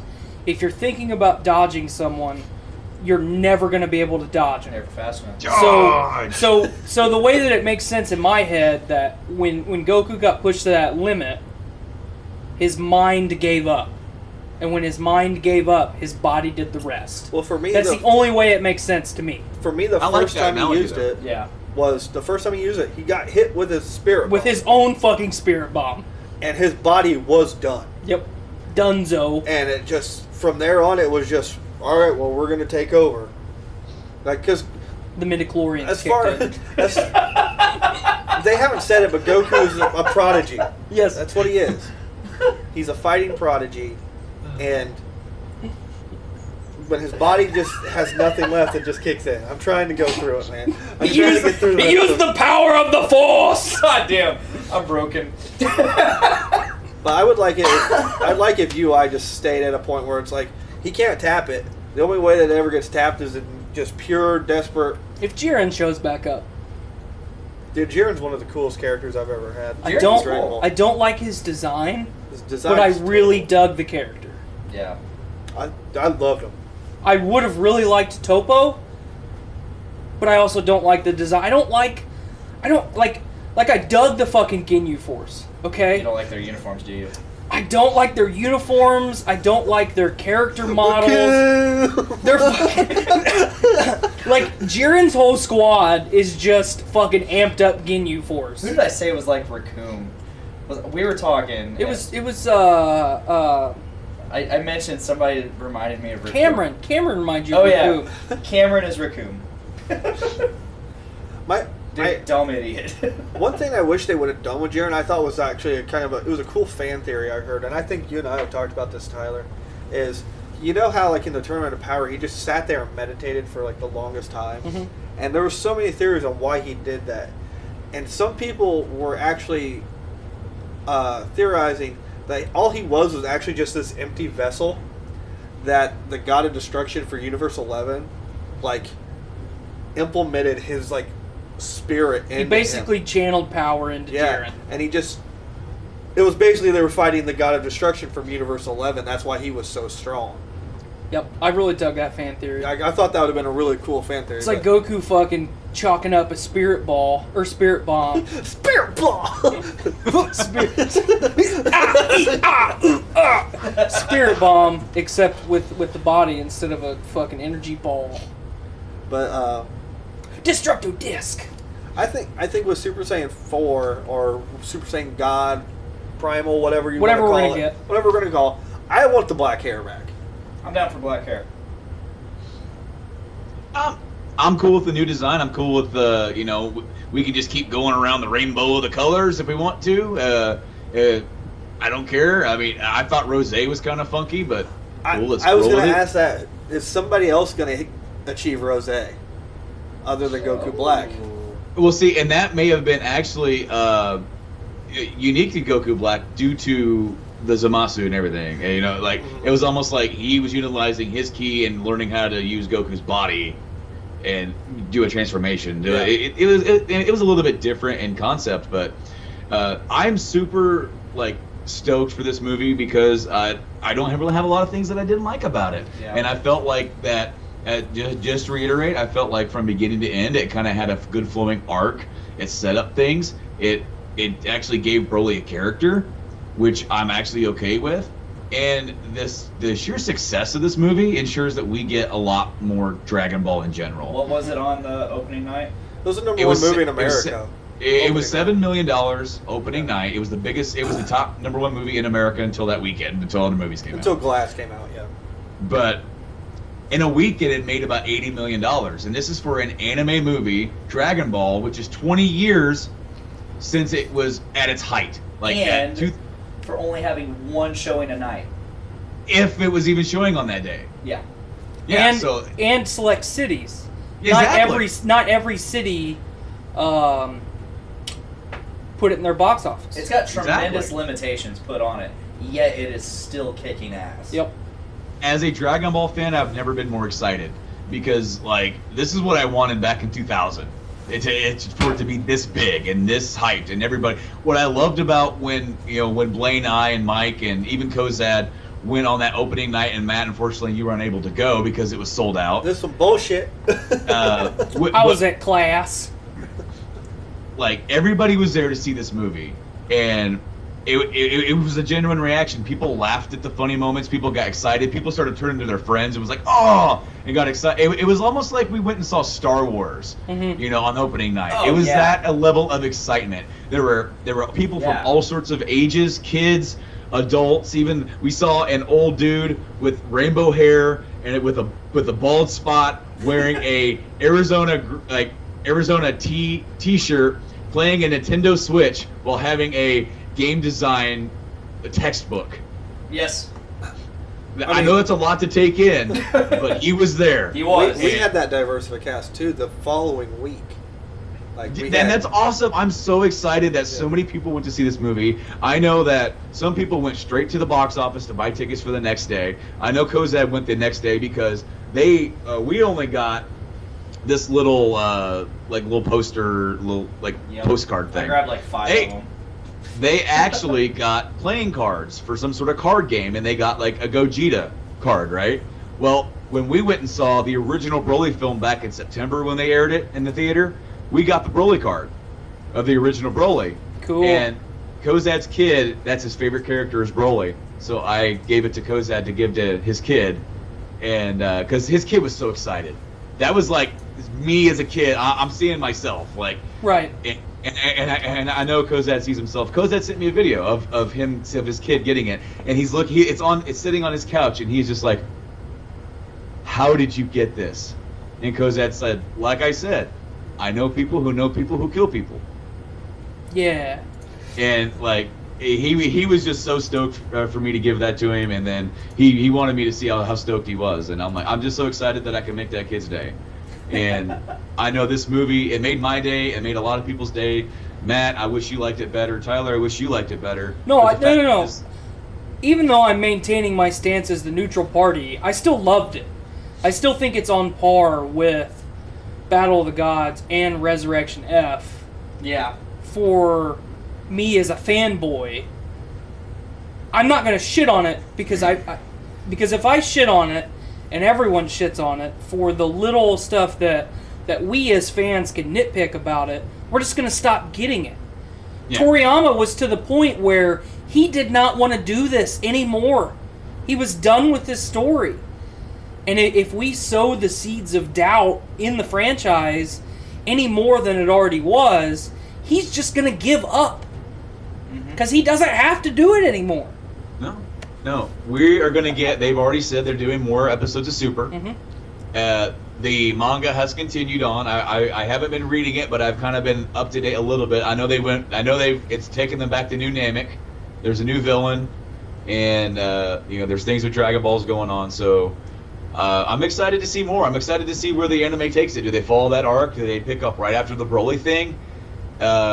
With the two kind of going in two different directions, it's awesome because just like anything else in adaptation, whether it's The Walking Dead or anything else, you have two different versions to read and or watch, and that's nothing but good things. We got video games galore. We got a brand new action RPG coming out for Dragon Ball. I'm just super hyped for more Dragon Ball. I cannot wait for this movie to come out on Blu-ray so my wife and kid can watch it. Yeah. My kid, he knows what Dragon Ball is just based on this. What he say? He said that's Dragon Ball. He doesn't understand it yet, but he knows what it is, and he will know more soon. Before I bring up just maybe one or two more things about Broly, I want to touch on the comments here. So we got Derek, Evan, Relaford. I never know what you guys are talking about, but I like watching. Thanks, man. Appreciate it. It's kind of a grab bag of stuff and things. You never know. You never know what you're gonna get. But we like doing it that way because it keeps it fresh, and we can talk to anybody about anything and bullshit our way through it and have a great time doing it. It's like that bin at Walmart where you go and see all the movies and $5 you're just like, oh shit, Turner and Hooch is in this thing? We are the $5 bargain bin of podcasts. We got Nate Phillips joining the fracas. Frigid Pod Daddy dropping by to bless this pod with these fine fellows. Shout out to Brando. May the Uberman strike back. He also said, who is that 10-year-old by Matt? A 10-year-old Patriots fan. LOL. It's anti-Tyler. Hello. Ariel Tatum. Winners. I loved the movie. Like winners. The music sucked. Can we talk about the music? Yes. Yeah. Thank God. I totally forgot about that, but shit, it was terrible. Go Broly! Go Broly! Broly!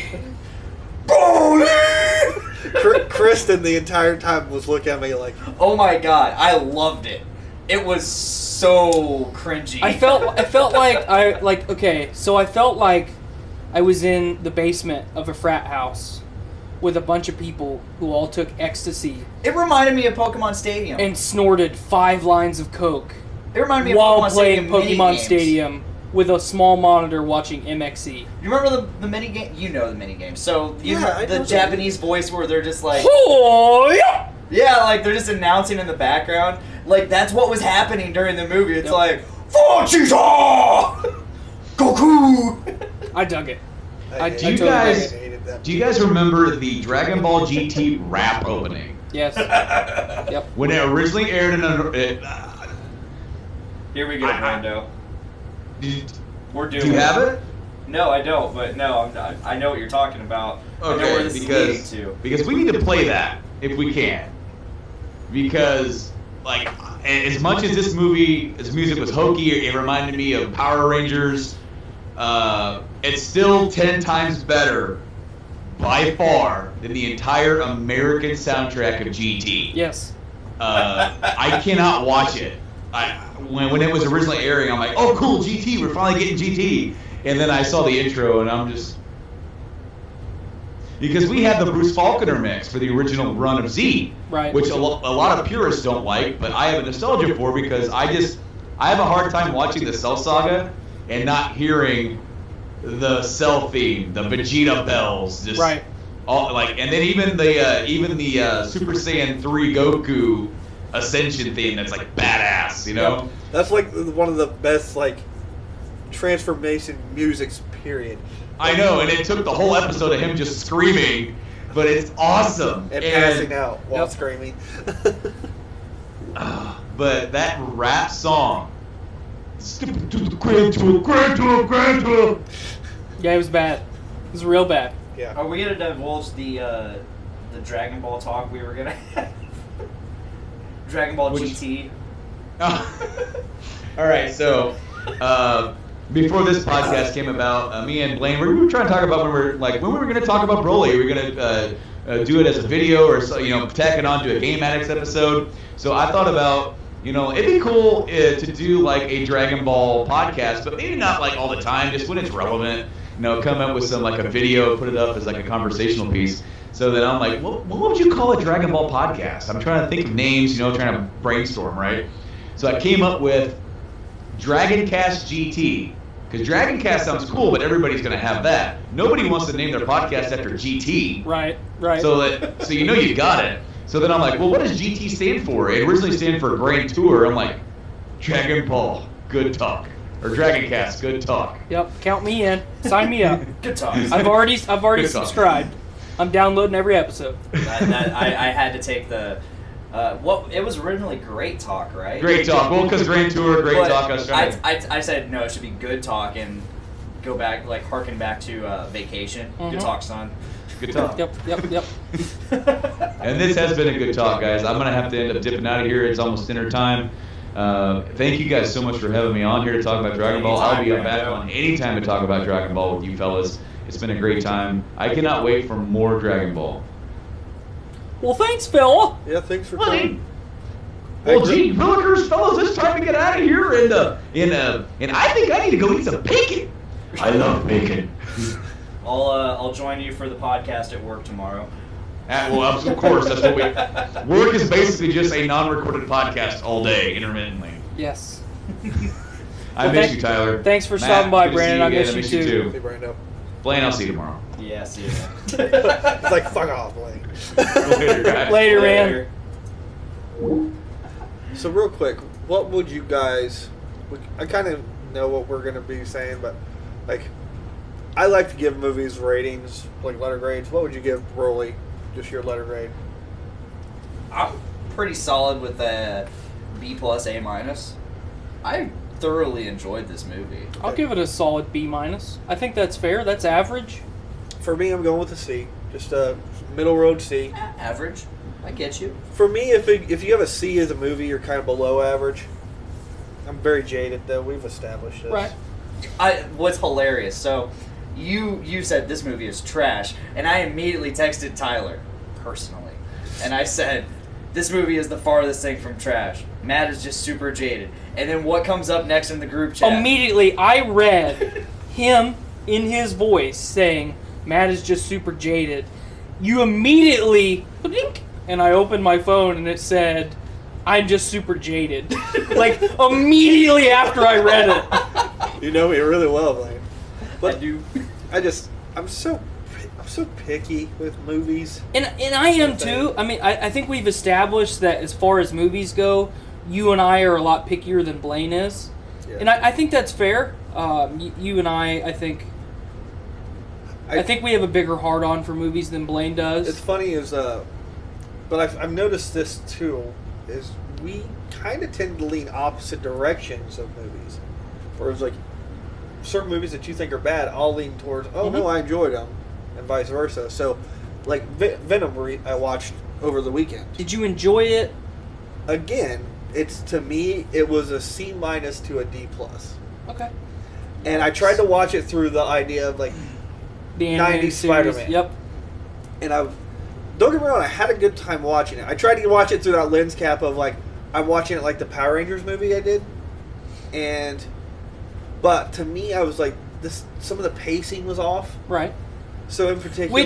Which if you look at the industry the last 5 years, a lot of big movies have struggled with pacing. Yeah. So it's kind of a reoccurring theme in the industry right now. No, I agree with that.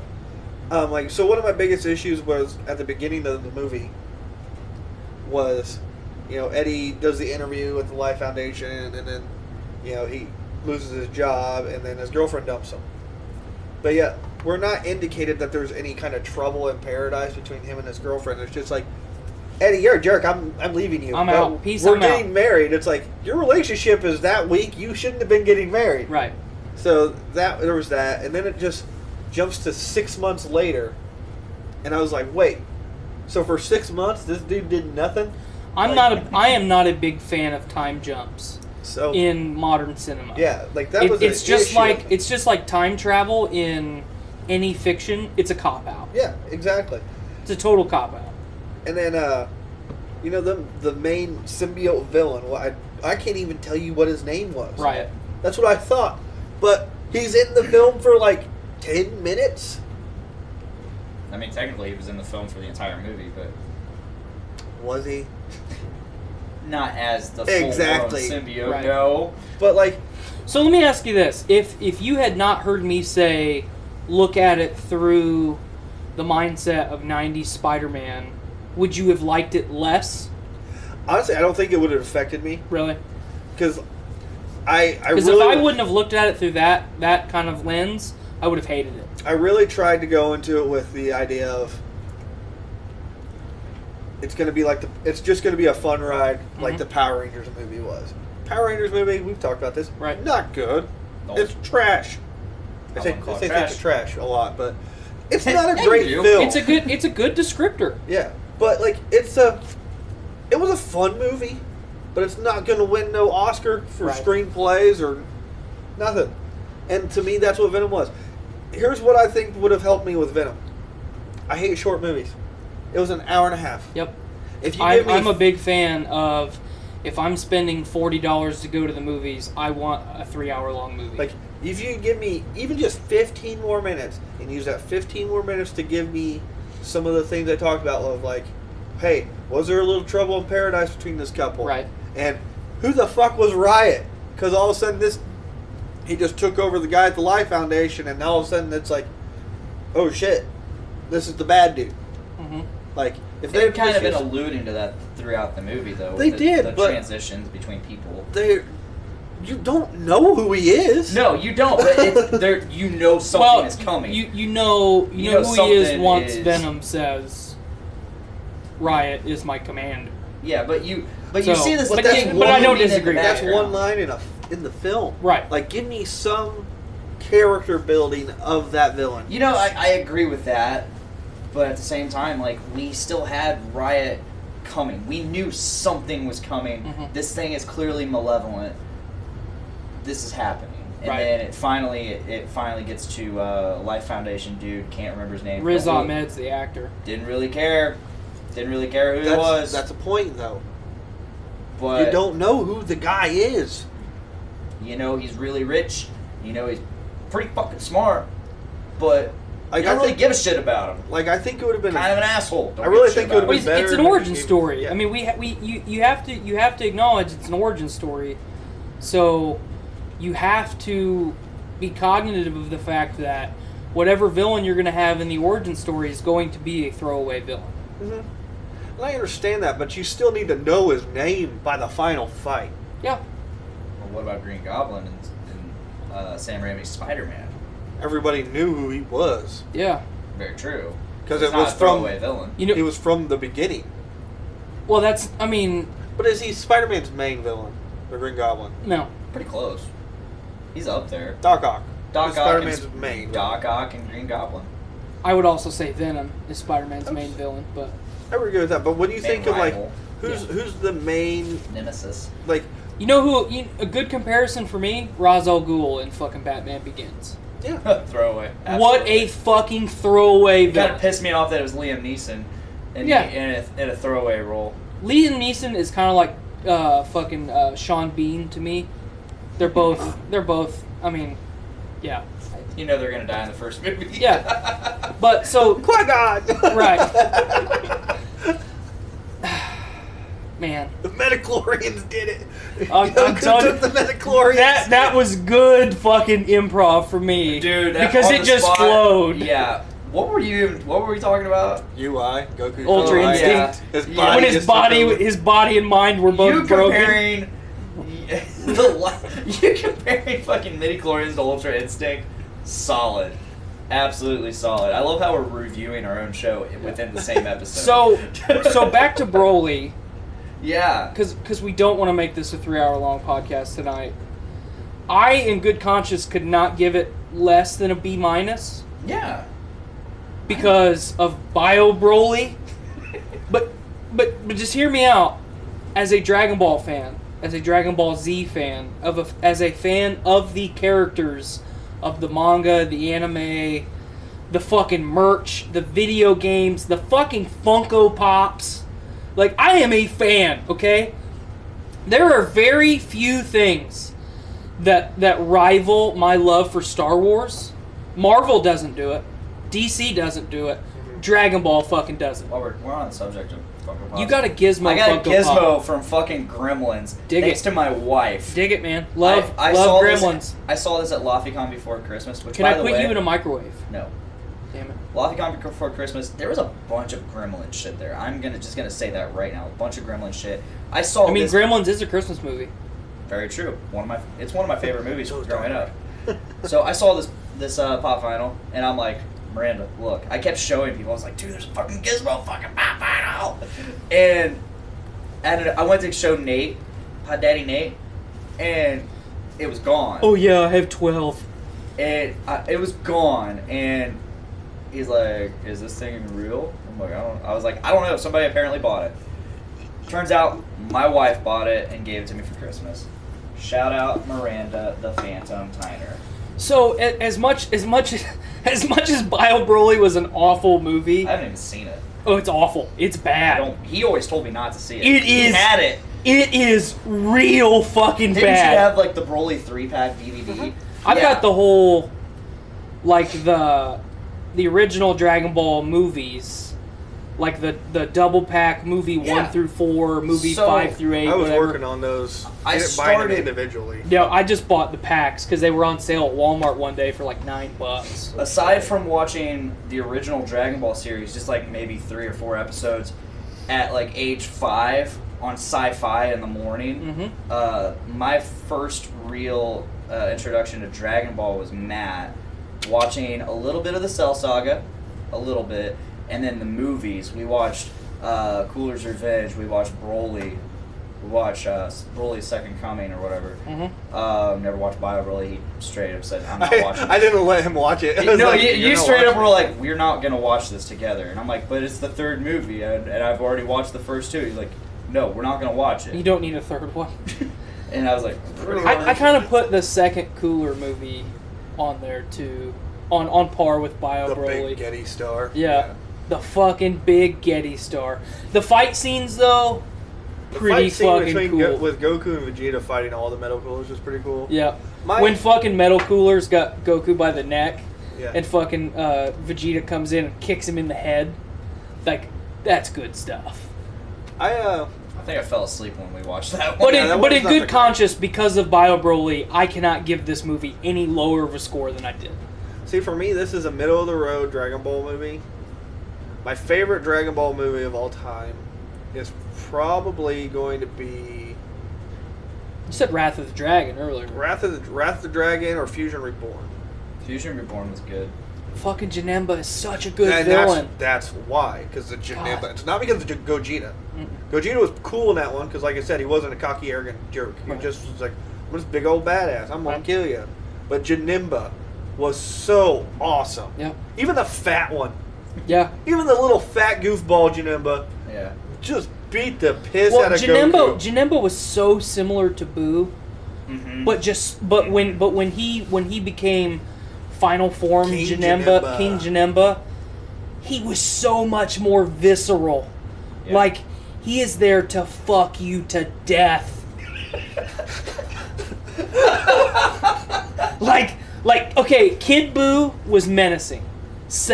Perfect Cell was menacing because of how calculating and intelligent he was.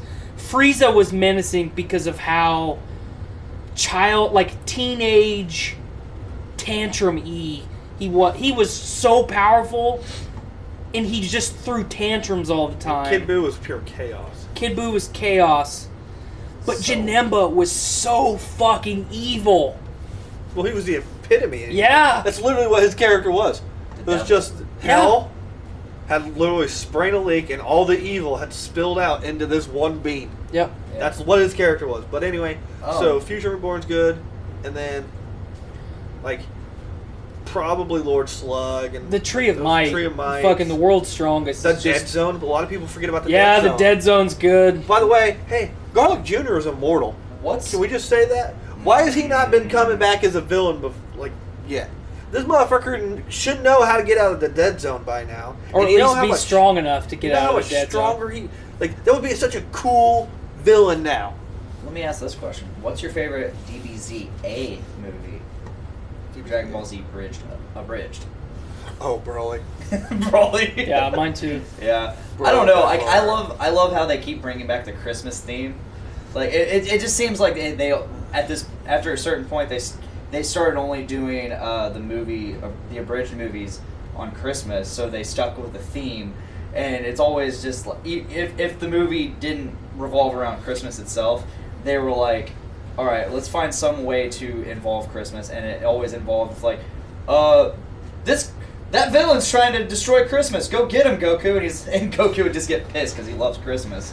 I love it. Well, see, I just like Broly for the simple fact that Broly's my it's favorite. so cool. Broly's my That's favorite literally one. why I love that one so much. But Battle of the Gods is a great, I think, Yes. Dragon Ball movie. Resurrection of F, I put just under Battle of the Gods. If Vegeta would have killed Frieza, you would put it at the If top. Vegeta would have been the one that actually got to kill Frieza, it would have been better for me. Yep. Absolutely. But I feel like that story just never got sealed for me. It never will. Well, I think not to interrupt you, Blaine, but I think that Resurrection F has essentially set the tone, especially with Broly in this movie, Vegeta chastising Goku so much about keeping Frieza alive. I think that when Toriyama finally decides to kill off Frieza, that Vegeta's going to be the one to do it. Well, it's going to have to come because Frieza literally at the end of this movie says, "I'll be back for this planet." Mm-hmm. It It's doesn't gonna make have to sense to come me back. that you don't let Vegeta land the killing blow at this point. Yeah. Goku's killed him twice. Mm-hmm. Yeah. Let Vegeta have the third time. The last time.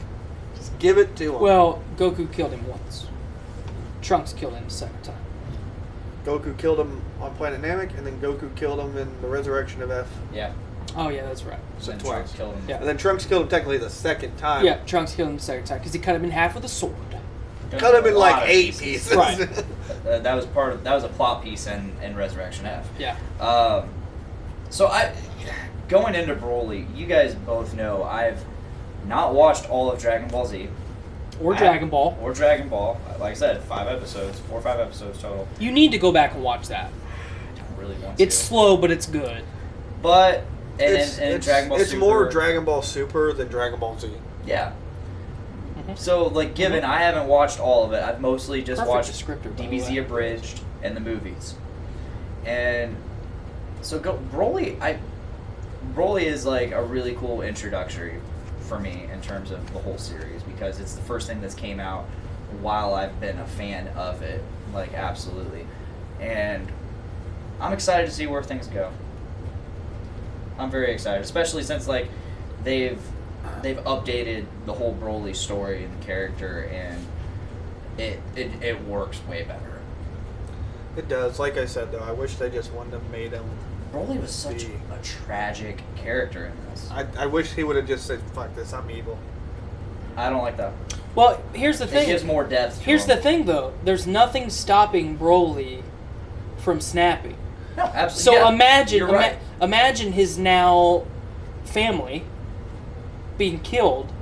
What's Broly gonna fucking do?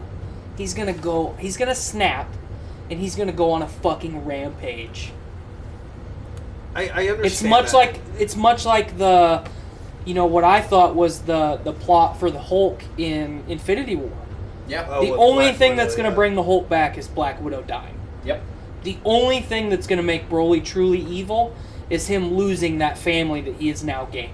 In my mind. Yes. But the thing is, I wish it was. I just wanted to see that pure hatred that he had for Goku in the first movie, but for Vegeta in this one. But which is instilled to him by his father, which was there. Yeah. I mean, you saw him standing beside Frieza and Paragus, just like a fucking, Foaming at the mouth. foaming like at a the rabid mouth, dog. ready to fucking launch himself at him. But- and then he did. Again, towards the end though, it's just like, we'll be cool now. I know it was with Goku, but Goku's friends with Vegeta. So I would rather him just kind of be more on that, instead of like this kind of cool, instead of Vegeta, just give me this character that is fucking evil, and he got wished away onto another planet. You can make him still have, even though I hated it too, that love story where he's still attached to these two people, but he's evil. You can still have that. You could. But he's right now he's just stuck on the planet. He can't What if get the off. next arc is We all- can. They all have a about ship. Broly? They can leave if they want. What if they hide the ship and say we don't know where? Like it blew up when we were here. Right. What if the next arc is just straight Broly? Oh, just Broly? Yeah. I'd be okay with that. Like- I'd be okay with super focusing on Broly. I would have to see where it goes. It would be absolutely. difficult. You would have to have some really or have good some plot. episodes every so often where it's just like showing what's Broly up to. So What kind of wacky zany adventures is Broly doing? So one thing that I want to point out, and I don't want to ramble, but in Broly's Berserk form, the beginning was all rage. Yeah. The end of his Berserk form was all sadness and emotion to me. I have some comments. Because I feel like just that whole act of the film, you saw him go from a foaming dog, or a dog foaming at the mouth, to someone who has limitless power that's just broken and has nothing left. So I have nothing left but to keep going. Yep. Do you guys think that he reached his limit? No. No. I think he did. I don't. Because once Gogeta entered, I mean, yeah, Gogeta was still working, but he was keeping him at bay. But and at no point did Broly challenge him at that point. But Zenkai boost, my man. I don't know about Broly that. is now stronger because of that fight with Gogeta. Is that what that is? Mhm. Zenkai A boost? saying, anytime they are in a near-death experience, will come back stronger because of that near-death Okay, experience. That's what a Zenkai. I knew about that, but I didn't know what the term that's was. the Yeah, term. that's Zenkai boost. Okay. So essentially, Vegeta hints at it early on in the film that he's learning as he's going. And there are several times where he is beaten into a corner, and then it's like, Yep, it's like flipping a switch. But it seems to be much faster than the others. Mm-hmm. So he is such a prodigy in the way that Goku is, because of his limitless, untapped potential. I see what you did there. I don't think it was on purpose. You said prodigy. No, I said prodigy. It sounded like you said prodigy, which is like a tragedy and a prodigy. Yeah. Which like I said, it Maybe was on that is what I said, because that's what I meant to say. Well, there you go. I think that's what we're gonna go with. But, like, at this point now, he learned so fast and so well there's no reason that if he does make the switch to being evil, Did you guys notice? So, that he can't challenge Gogeta.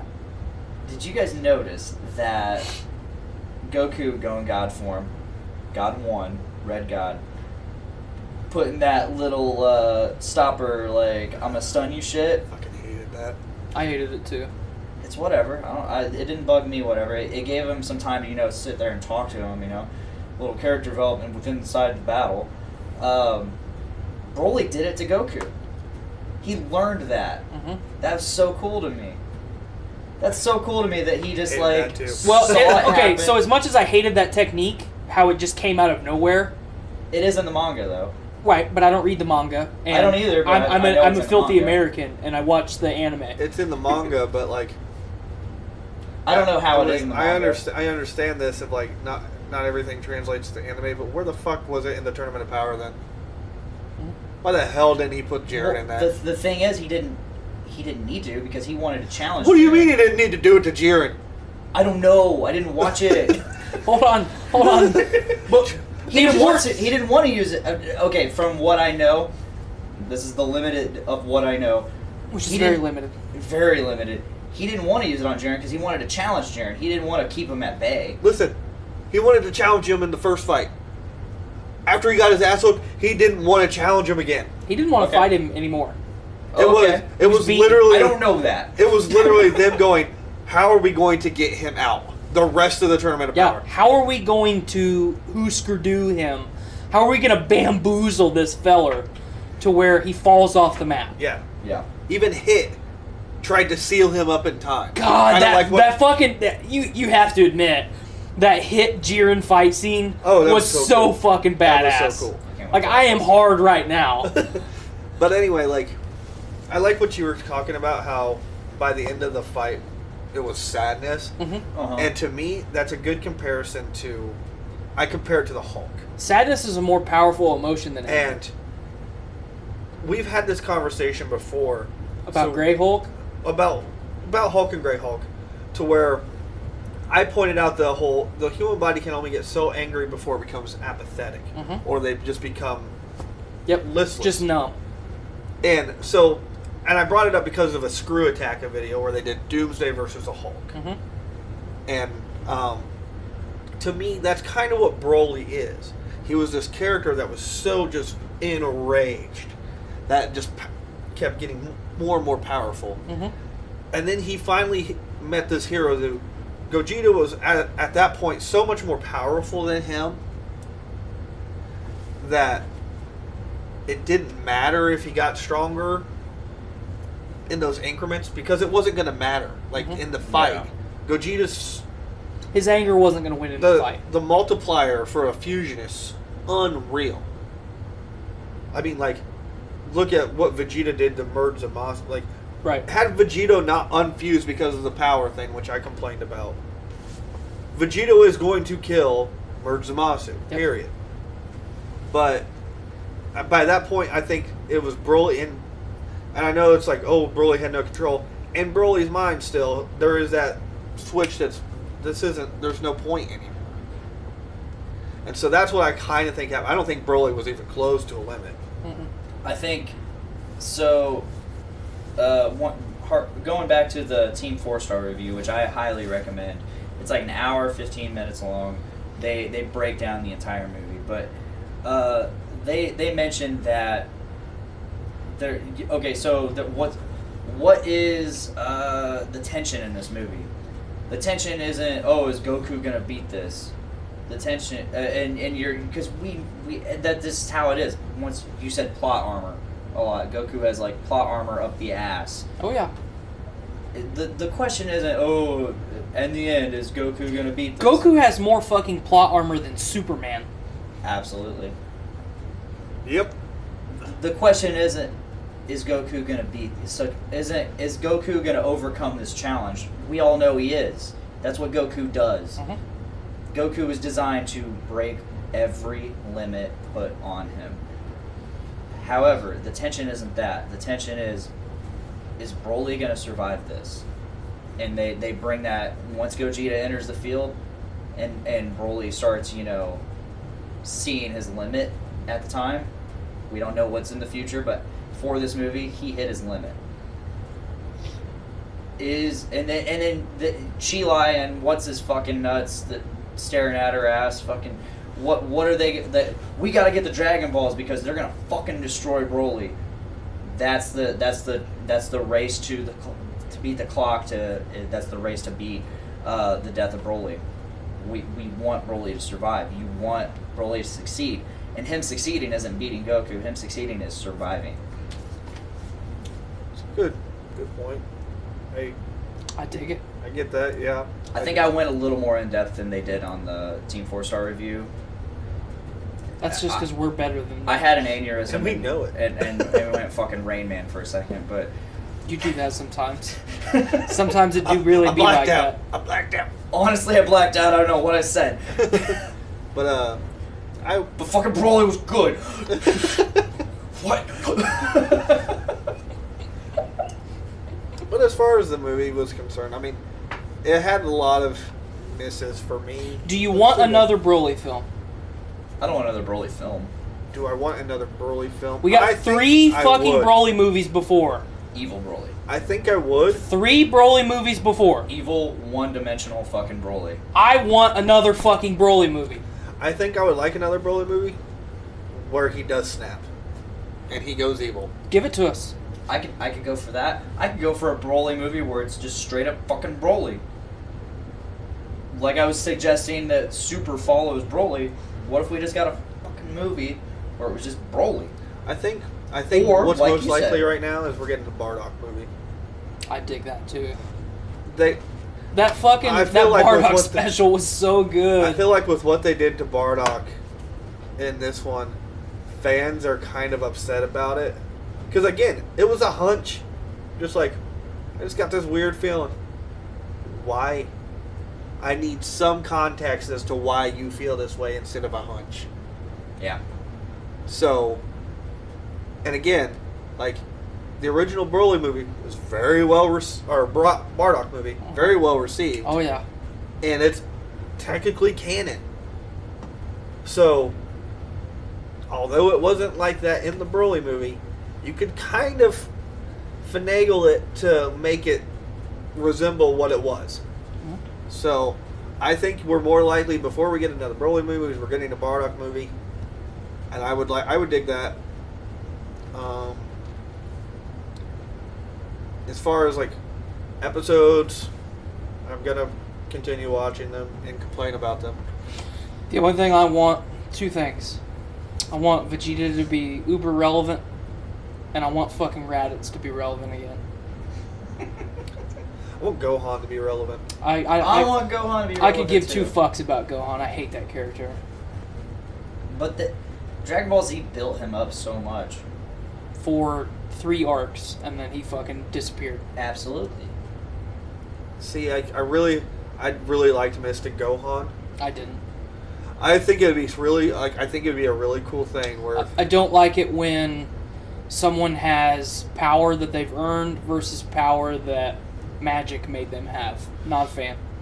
I don't want magic in Dragon Ball Z. I understand that. No. I think it would be really cool though if like they brought him back to where all of a sudden he was like, I have to fight for what I have, and like because he trained under Piccolo for the longest time. But he's technically still training under Piccolo. So like, what if all of a sudden he adopted the mindset that Piccolo has of just go go go, instead of I'm a teacher. 3rd thing, I want Piccolo to be relevant again. That'd be tight. Piccolo is my 2nd favorite character. I just don't know how you do it now, though. I don't know how you make these characters relevant because they're so far behind. I wouldn't say that Piccolo's that far behind. I don't know, man. Because In comparison to the rest of the squad, Piccolo's not that far behind. that's true, but I mean, like, Krillin's not going to be relevant. Master Roshi, Yamcha, Tien. I get that, but is Piccolo going to be able to like really hold his own against someone like a Broly that comes in and? No, but he's never been able to do that. I mean, he's the been only able- time that he could do that was against Cell Saga against 17. well, 17, Imperfect Cell, or excuse me, Cell, First one. First Cell, Frieza when he was second form Frieza. He was gonna fucking kill Frieza. Yeah. So, I think out of all the characters, minus the androids, because they're just gonna keep pumping the androids up no matter what. 17 and 18 are both cool enough characters now. I'm okay with it, but make Piccolo relevant again, especially if you're gonna make Gohan relevant. I'd like to move Piccolo and Gohan. Are we doing predictions for next arc? Sure. Okay. I think we're gonna do some cross-universe stuff. I mean, it's kind of evident in the Super Dragon Ball Heroes little series that they're doing. It's not canon, but they're definitely using it to hype shit up, which they brought Super Saiyan 4 Goku and Vegeta in. Yeah, I saw that. And then the last episode I watched, they actually went to Universe 6, I believe. Something's going on there, and there's their own version of the androids, apparently. So, for me, I agree with the cross-universe stuff. What was Vegeta's brother's name? Oh. I can't think of it. I know you're talking about. It's not Kaba. No, that's the Universe 6. Yeah, it's Turble. Yeah. Tarbles. Tarble. Yep. Tarbles. Oh, there's an S. OLES, I think. But I want to see him make a reappearance because they talk about him in the movie. They do. So don't you have a brother? Oh, he doesn't matter now. I'm not king. I'll never. I love that little scene because like Nappa was there, but whatever. You don't even get. I wish we would have had more Nappa. Fuck Nappa. Give me more Raditz. Raditz is a cool character. Like I said, I thought it was hilarious. I just think Raditz Nappa, is just an I think asshole. Yep. Vegeta's just like, I'll never be King Vegeta. It's like that is never be king of anything anymore. I love the comic relief in this movie. Mm-hmm. Like that's classic Toriyama. That's what he does. That's what Dragon Ball is. yeah, Oh, yeah. I mean, you got Especially original Dragon Ball. You lost that in Fuck. Dragon Ball Z. Dragon Ball Z was a lot more Drama. Let's fight. drama, fight, and kind of let's be intense. Whereas, like I said, Dragon Ball Super has kind of gone back to the original formula of Dragon Ball, of just kind of a comic relief every once in a while. Like, if this was a Dragon Ball Z movie, those Dragon Balls are not used to make Frieza 5 centimeters taller. Mm-mm. Yeah, Like, that's not happening. which was the perfect foil to Bulma's 5 years younger. Exactly. And both of them had their reasons for their limit of like 5 centimeters versus 5 years. Like that was funny. That was some funny shit. It's a nice little tie-in, I think, to what their story was, because it was also funny that Goku and Vegeta think the worst, obviously. Like, especially Vegeta. They're like, what is he going to get the Dragon Balls for? Obviously, he's going to make himself immortal. Nope, he just wants to make himself taller. Yeah. I definitely love that. I love that Frieza is... He's not a threat. He's not the threat anymore. He is a threat. He's still a threat. He is a Golden threat. Form Frieza is still a threat under the right circumstance. But he is not the threat. Right. Therefore, at the very end, Frieza, he's getting ready to fucking blow up the ship with Chi-Lai and Dude, and I can't remember his name ever because who gives a fuck, to be honest. Yeah, he's not relevant. He's just that old guy that's been in the Frieza Force forever and seen some shit, but never seen at her Frieza. ass. And no, he didn't. In that scene where it's like she's just looking out at the window and it's just her ass bent over and he's in the background. At no point, I expected him to be like just glaring. No, he was just staring off and actually conversing with her. Let's just level here. We were all staring at her ass. So we got Yep. Frieza is just not the villain. He's more comic relief. He's not the threat. He is a threat. Sure, he is. He's more like the mid-tier, the continuous, inconvenience to the heroes, Well, and we don't know what's going to happen with Frieza. Very true. Who's to say we don't get a Frieza that's past Golden Form? Very true. Platinum form. Platinum. Fucking silver. Ruby red. We don't know. At the very fucking end, when he's getting ready to shoot down Chi-Lai and what's his name, Gogeta's like, bruh, nah. And And Frieza just knows. He's just like, fine. Well, that's what's the what fucking point of being alive right now? That's what I Fine. talked about, where Frieza looked at him and he said, "I'll be back for this planet." He's like, I'll be back for this planet, and you're just like, who gives a fuck about who gives a fuck if you'll be back for this planet unless you find some form that multiplies your power? But here's the to thing. Gogeta So they levels. basically set the precedent with Frieza now. He trained for a very, very, very short amount of time. 4 months. 4 months, okay? Stupid. 4 months.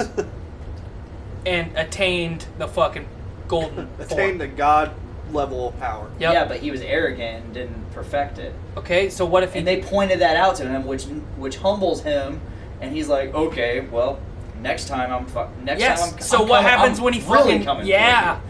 But he didn't do it. He never has done it. But he's not ready to do it. I love All how he's got to do is mature up a little bit. I love how at the end of the movie when it's like going to, like, we've already passed the Broly stuff, but it's just Frieza like just massacring a planet, committing genocide on screen, he's just committing genocide while he's like, yeah, we need to train Broly and use him, and maybe we can find a way to use him against them, because clearly he's way more powerful than me. Which, by the way, he stood up to Broly for an hour while Gogeta was in the process of forming. Frieza's a badass. He is a badass. and then you got to have that nod to Whis, who's just like, oh, you almost got Dude, me. for one fucking time, I just want to see Whis Fight. go. We've seen him do one physical act, and that was knock Beerus unconscious. I haven't even seen that. We are That's going... in Battle we are, of the Gods. We are Is it? going to see Whis go. That's kind of going to what I think the next arc is. For a long time, the rumored was after the Tournament of Power was going to lead into an arc called the Demon Arc. Oh. We've already met the Demon King, and that's Deborah from Majin Buu Saga. Mm-hmm. However, Whis is an angel. Opposite of angels are demons. So, one of the it's kind of a fan theory, but it was pretty what looked like supported with evidence around the show that some of these angels weren't angels at all. They had other plans in mind. Like when their universe was getting destroyed, some of them were pretty happy that it did. Well, Satan was an angel at one point. Well, that's what they were talking about. Like in the Tournament of Power, when the first universe gets destroyed, The greatest story ever told. Goku's like, oh shit, this is real. And he looks at the Grand Priest, who's the second strongest fighter in all the multiverse. Mm-hmm. And the Grand Priest looks at him like, do you want to try something? Like, the Grand Priest has like this evil ass grin on his face. So I think it would be really cool if all of a sudden, what if Whis disappears and we find out that pretty much all of the angels have been killed? The gods of destruction just can't do anything. No. Nope. And the 'cause Omni they King can't doesn't. fucking touch him. The Omni King doesn't care. I believe Toriyama put it into perspective, saying, I think it was either Super Saiyan God or Super Saiyan Blue. I can't remember which. Super Saiyan God or Blue Goku is a 6, Beerus is a 10, and Whis is a 15. Yeah. And the Grand Priest would be at minimum of 20. Well, we'll go with that. So Who's Grand Priest again? he's the leader of all the angels. He's Whis' dad. Okay. Who's Zeno? Zeno's the Omni King. Okay. He's God. God. I knew that much, but... Yep. Zeno's the one that's just like, raise a finger, hey, I just destroyed 6 universes. For the record, where I'm at in Super, Goku just started fighting Beerus in God form. Just watch the movie, it's better. I already have. I watched that Then 2 don't years watch ago. the arc. Yeah, just skip I'm through already it. there. I'm It's already bad. through it. It's really bad. I'm already almost through it. Well, the next arc is Resurrection of F. Just And watch it's the movie. I already have. Then just skip it. Yeah, It's skip the awful. arc. They do terrible animations. Oh yeah, I'm aware, but I'm gonna keep watching it. Just skip it. I'm gonna Seriously, keep you watching get the exact same just story. to have it. Just to have it, I'm gonna watch it. Whatever. You've been warned. We tried. Yeah. It's like Bio Broly all over again. Fine, I'll just skip to the fight. I'll just skip to the part where Vegeta goes blue. Why don't you just watch it in the movie? I already did. Then why even watch it? Yeah, it's way better. Because it in might the be movie. fleshed out differently. It's not. I'm gonna find out. All right, let's end this. Let's plug, end it. plug away. Tyler, Matt, thanks for always joining me. Typically, Thank you sometimes. for always letting me return. You better have a beard next week. Fuck off. It's him in his kitchen. I've got a beard on my balls.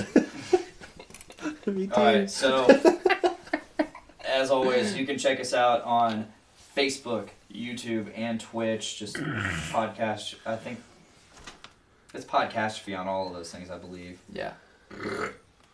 If you want to listen to us in audio form, well, first off, on those channels, YouTube, Twitch, Facebook, we're live every Tuesday around 5:30 or 6. Just plug our show today. I want to plug it all. I'm plugging it all. Then fucking hurry up. You need to script this out, man. I have tried and tried to get him to let me just record the plugs. So then at the end of the episode, we just play the plugs and we're already on our way home. That's a good idea. Why But the he fuck won't don't do you it! You don't have a beard, so you don't have a say right now. I do. Why don't we do that? Plug away, my man. Plug away. In audio form, you can check us out every Thursday. Podcastrophypod.podbean.com or on iTunes, hopefully Spotify here soon. If you're not subscribed to us already and you're on the Journey into Comics network listening to this right now, subscribe to us. But I fucking do. It's going to be great. However, especially like if you're socks. not subscribed to Socks. Journey into Comics, please subscribe to Journey into Comics. You get all kinds of shows like Journey into Comics, Journey into Wrestling, Poor 360, Crucial Tunes, Adulting Ain't Easy, Kids for Sale, Gallifredo, Brews with Dudes, Journey into Wrestling, Dungeons with Dudes, and the best of the week.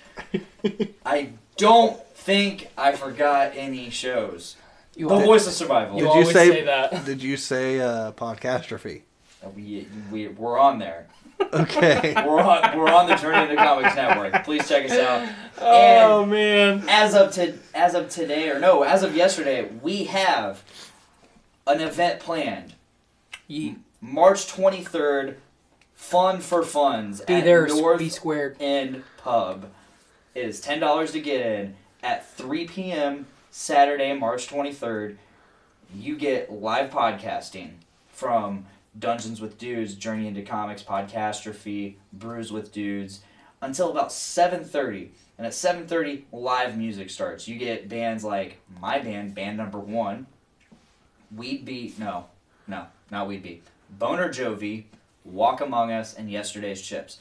Every band that night features a host on a show on the network.